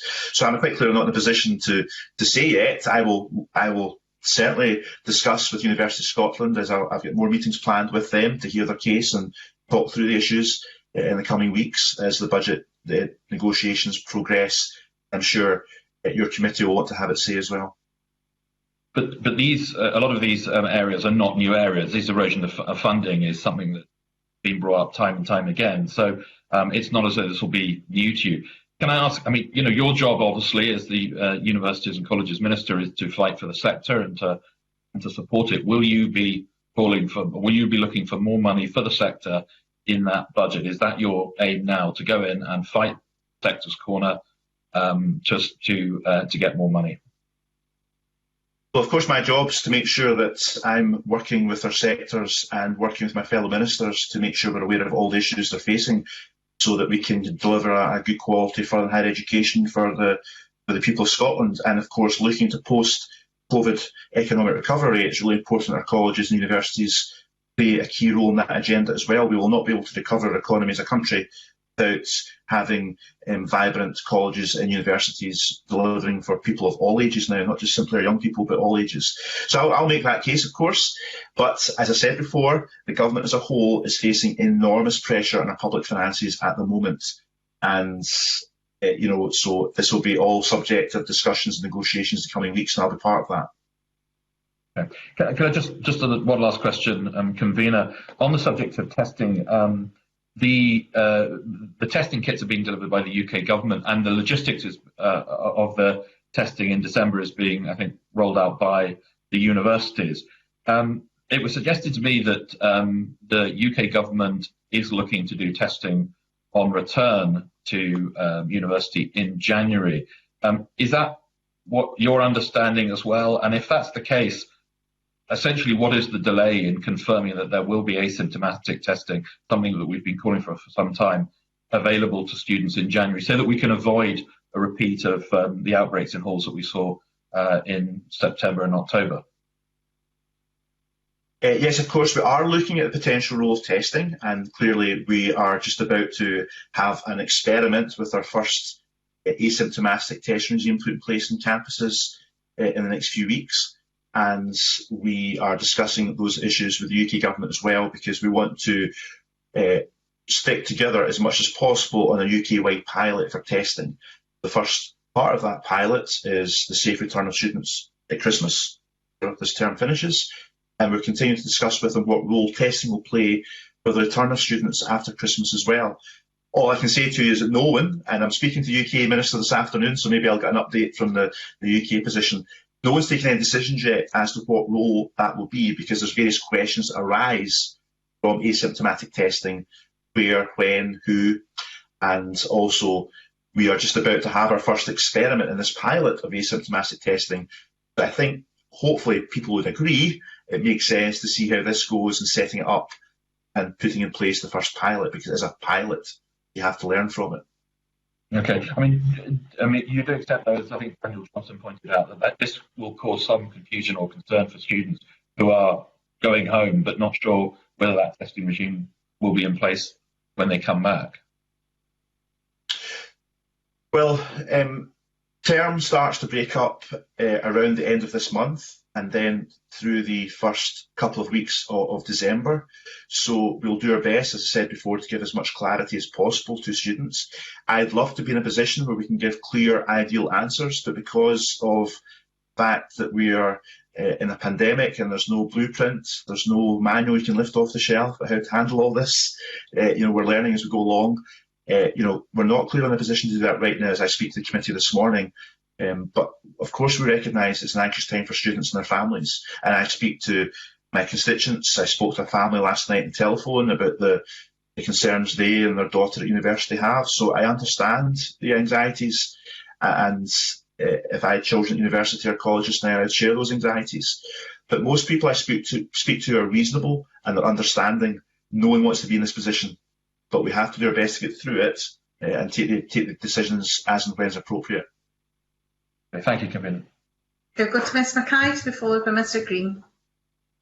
Thank you, Convener. Good morning, Minister.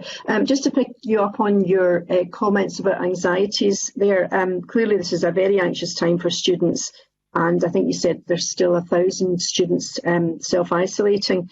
Can I ask if you're satisfied that there are enough mental health and wellbeing support and counselling services available for students? And will there be enough for students who do go back after January, and have any extra measures been put in to cover this particularly difficult period?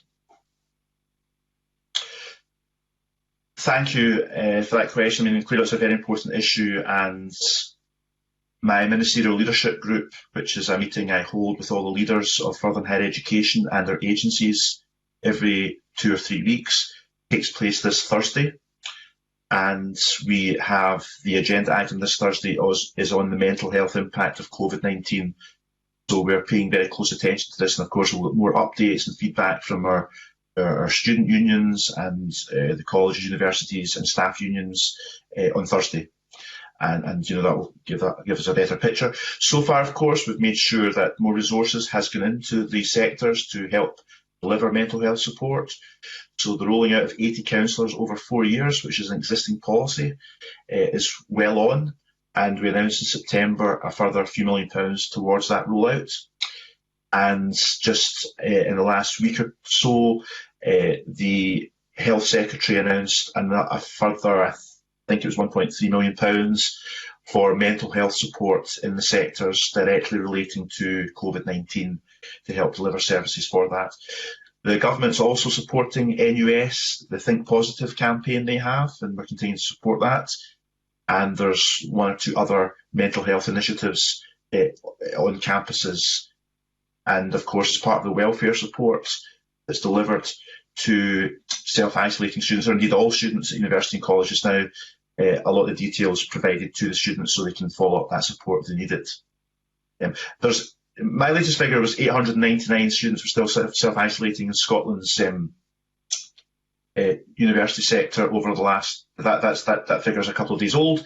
So of course, looking across self-isolation across the whole society, that's what you'd perhaps expect. So that's at least a much better place than where we have been in the last few months. Thank you, that's helpful. Thank you, Convener. Mr Green, to be followed by Mr Johnson. And good morning to the panel. My questions can be answered by either of our witnesses today. I think we do need to be quite realistic about the situation in higher education. I know the paper was only submitted in the last few days to ministers, but it repeats what we heard as a committee back in April and even before I joined the committee. It simply repeats warnings from the sector that have been out there for a long time.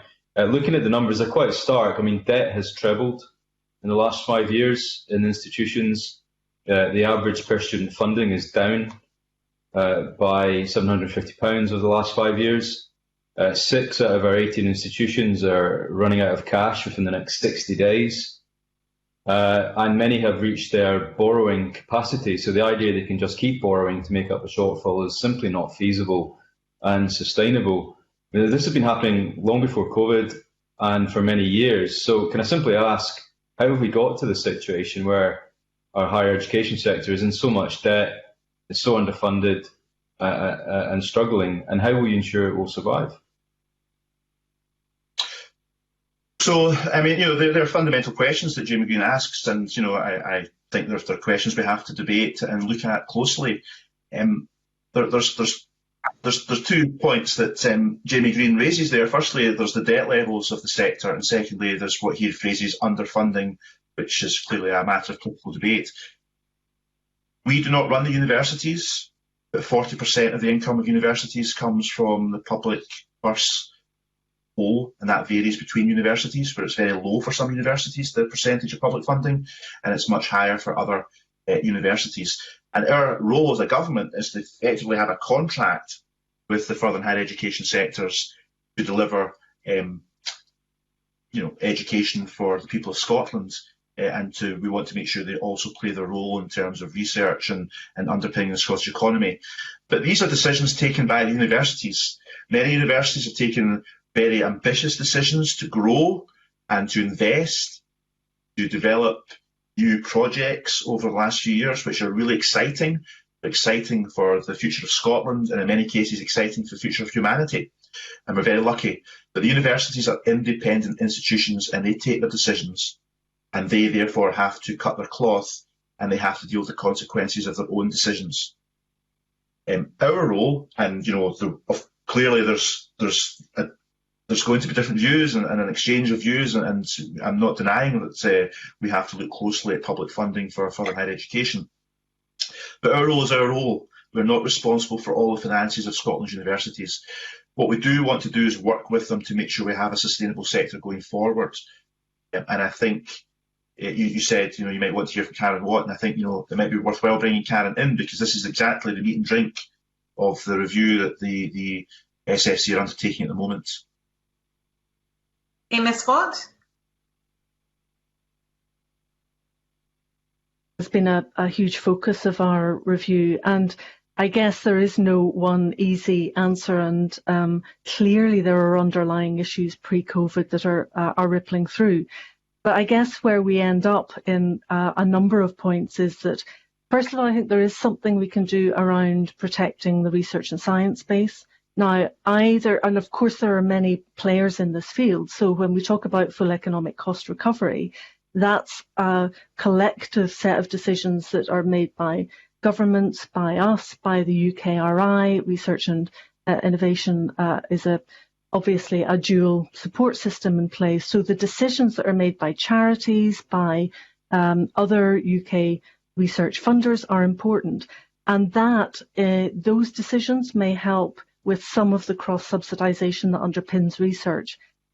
I would say, secondly, I think we need to accept that because universities are in and of themselves international beings, and they, as the Minister said, they make choices about the kind of mix of course, of business, of research, the balance in all of these things, I think we need to accept there will be a level of cross-subsidisation from international income into universities for learning and teaching for the foreseeable future. The question is, have we got the right balance? And that's what the review is trying to work through with the sector.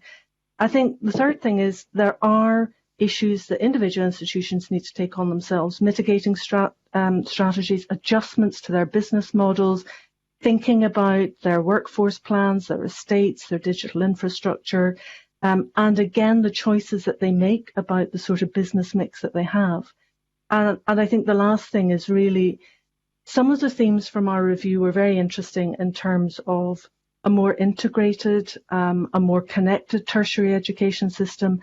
And I think for some universities and some colleges working closer together in a more collaborative way, particularly in regional areas, you could look at whether you can get a more efficient learner journey, you can get better outcomes for businesses. And some of these threads are going to be the issues that we take forward in the rest of the review, which is not concluded, but which we'll be working into next year on some of these specific issues.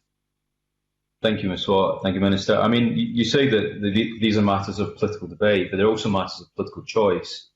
And the reality is that how much universities get in terms of funding from the government for the places are political decisions. And it is also a fact that they are receiving less money today than they were 5 years ago. So whilst we can try and apportion some of the blame of their debt to their own localised decisions, it is a fact that it is central government policy decisions which do affect very directly their funding.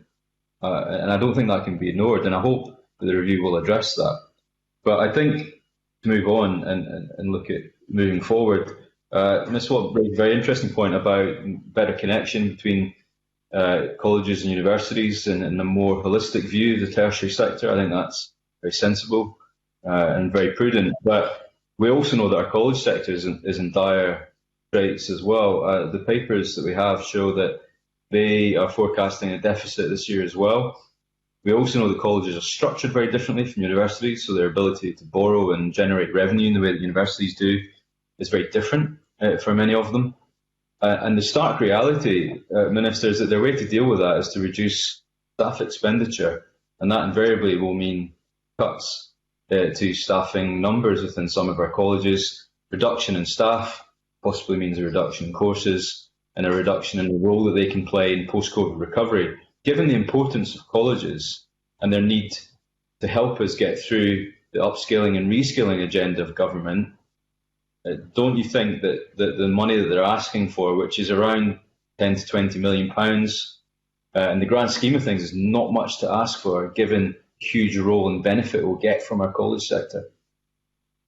Yeah, our colleges, as you quite rightly say, have a crucial role to play in going forward with upskilling and reskilling, and I welcome your comments about the future of tertiary education in Scotland. I hope we can have cross-party support for going forward with some of the changes we need to make, I believe, but we'll wait for the outcome of the review to make sure that our further higher education systems are fit for purpose in the 21st century, given all the massive global challenges and the demographic and technological challenges that we face going forward. But in terms of the college finances, again, we've had their submission. We will reflect on that as we do reflect on all the submissions we get from stakeholders.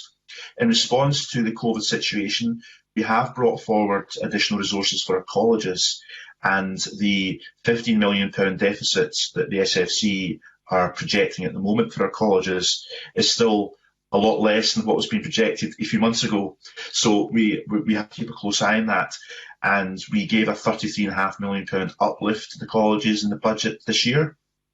And I appreciate that so many pressures have come forward since then that's all been wiped out, I'm sure. But we also gave a further roughly £19 million came through various employment initiatives and training initiatives from the Scottish Government. So that is helping. And we have the Flexible Workforce Fund delivering an extra £7 million this year, which will also help, and that'll be on top of that. And we have the £25 million Training Transition Fund, which was announced a few weeks ago, and part of that will hopefully benefit our colleges and universities as well. So we are paying close attention to make sure that we both support our colleges to help support people cope with COVID and come out the other side and economic recovery, as well as the other costs they're facing because of COVID. And that's why we're making sure some of these new funds are directly benefiting our colleges. But of course, we're in a very challenging place at the moment, and I don't deny that because of, COVID-19, Brexit, demographic challenges, and potential economic downturns. So, that is a range of challenges we could do without. Yeah, I appreciate that. But the point about the operating deficit coming down, you're right, it has come down. I think it sat at around £25 million when we looked at this in April. But the SFC themselves have acknowledged that the reason that's came down because of the job retention scheme, which is effectively paying the wages of a lot of the staff in our colleges. As we emerge from the virus, and we don't need schemes like that because people are back at work, at that point it will hit us. And at that point they will have to make staff reductions, they've tightened their belt as far as they can tighten it from what I can see. So this is a problem which is looming imminently in the next 6 months. When that tap of flow of cash going back out of their operating costs switch back on again, then inevitably faced with that deficit, they'll have to make cuts, and the cuts surely will inhibit their ability to play a meaningful part in getting people back into work and reducing unemployment. So, if the reason the deficit's come down is because of schemes like furloughing, etc., then surely there must be a strategy on how we deal with that deficit as we emerge from COVID. Yes, and some of the reasons why the income streams for our colleges and universities have taken a hit is because of COVID as well. So it's all interlinked. We have the job retention scheme to help plug gaps because other areas have seen a reduced income because of COVID-19. So some of the colleges are making some savings just now because of the lack of catering requirements, and that's directly relating to COVID. So I do want to say to the committee, please rest assured that the Scottish Funding Council and myself and the institutions are working together on this. We do recognise these financial challenges, and that these will all be part of the discussions going forward over the next few weeks in the run-up to the budget, I'm sure, as well. So the Scottish Funding Council are taking measures as we speak to help support our colleges, and that's why we also think that's very important, and we support them doing that. And Karen may wish to say a couple of words about that as well. So I just want to assure Jamie Green and the committee this is very much in our thinking in terms of the financial challenges facing our colleges, which of course are even more reliant on public funding for obvious reasons compared to universities. I think Ms Watt wants to come in on that point as well. Thanks, Convener. Yes, I think as you rightly say, colleges are extremely finely tuned, and they are not only heavily reliant on our funds, but also our funds accommodate about 68% of, or they present the largest part of a college's expenditure. So I think where we are at the minute, we're following this very closely. Colleges are working very closely with us, particularly if they have specific and particular issues, and we can adjust either our allocations or cash flows. So we work very closely with colleges on a regular basis. The job retention scheme has helped. I would say that the additional money for the schemes that are placing colleges front and centre on economic and social recovery, like Workforce Development Fund, like the Young Persons Guarantee and the Transition Training Fund potentially in the future, are really important because they help colleges manage that staff base. They enable them to make sure that the right people are doing the right kind of training and delivery. And that will help them manage some of the shape of the conversation about their staff base. I have to say we're also in regular discussion with the Scottish Government about the possibility of some kind of transformation investment fund. We proposed this in our review, and it's something we're keen to explore, because the better way to be able to help colleges plan is to be very clear up front about whether there are funds for voluntary exit schemes, which help them to reshape their position on a regular basis. And at the minute, they may well need to assume some element of additional support for that. And those are the kind of conversations we're having as we speak. But do I have time for a supplementary, or are we running out of time, Convener? I'm happy to. Very quickly, I think we've just got one supplementary left from Mr Johnson after you, so very quickly. It's just following on actually from what Ms Watt said. One of the points of feedback we get from colleges frequently is the fact that they want more flexibility in how they spend the money that they're given by the SFC. So in other words, because the pot of money has been chopped up into multiple funds for very specific purposes, they cannot use that money, which is ring-fenced for one purpose, for something else, even though within their local organisation they feel the need to move money around to do different things and respond and react. So it seems like we've almost overcomplicated over the years the process they have to go through to access the bigger pot of cash. They used to have fewer streams of funding application. So they feel like they've lost that flexibility. As part of your review, are you going to look at simplifying the funding streams and give individual institutions the flexibility that they think they need, as well as the overall amount, is what they do with the money that they actually get, given their reliance on your funding compared to universities? So that was a very strong part of the feedback that we had in our review, and we've mentioned that throughout in our report. We've also mentioned some possible options. Now, at the minute, it has been very helpful for colleges to have our baseline funding, because it's enabled them then to bid into these other pots. So we're effectively, through these other funding streams, enlarging the investment that's available for colleges. But it is absolutely the case that colleges would like to see a more integrated approach to this. They would certainly like to see us think differently about targets and how we set those targets. So in our review, we've set out some options around that. And we have this year in particular moved to a much more flexible way of enabling colleges to think about how they use our funds. And the last point I would say is, in all of this, we have to balance, accountability for a lot of public money that goes into the sector with the flexibility that they need to deliver. And one of the things that we would like to explore is a more fundamental review of our outcome agreements. So we've proposed in some of our material that we've put out in the first phase that we move to something more akin to a national outcome and impact framework, where there's a lot more flexibility for institutions to decide how best to meet the outcomes that we're setting out there. So yes, it's very much a balance of accountability and flexibility, and we think the review is giving us the option to explore that further with colleges. Thank you. Can go to Mr Johnson finally.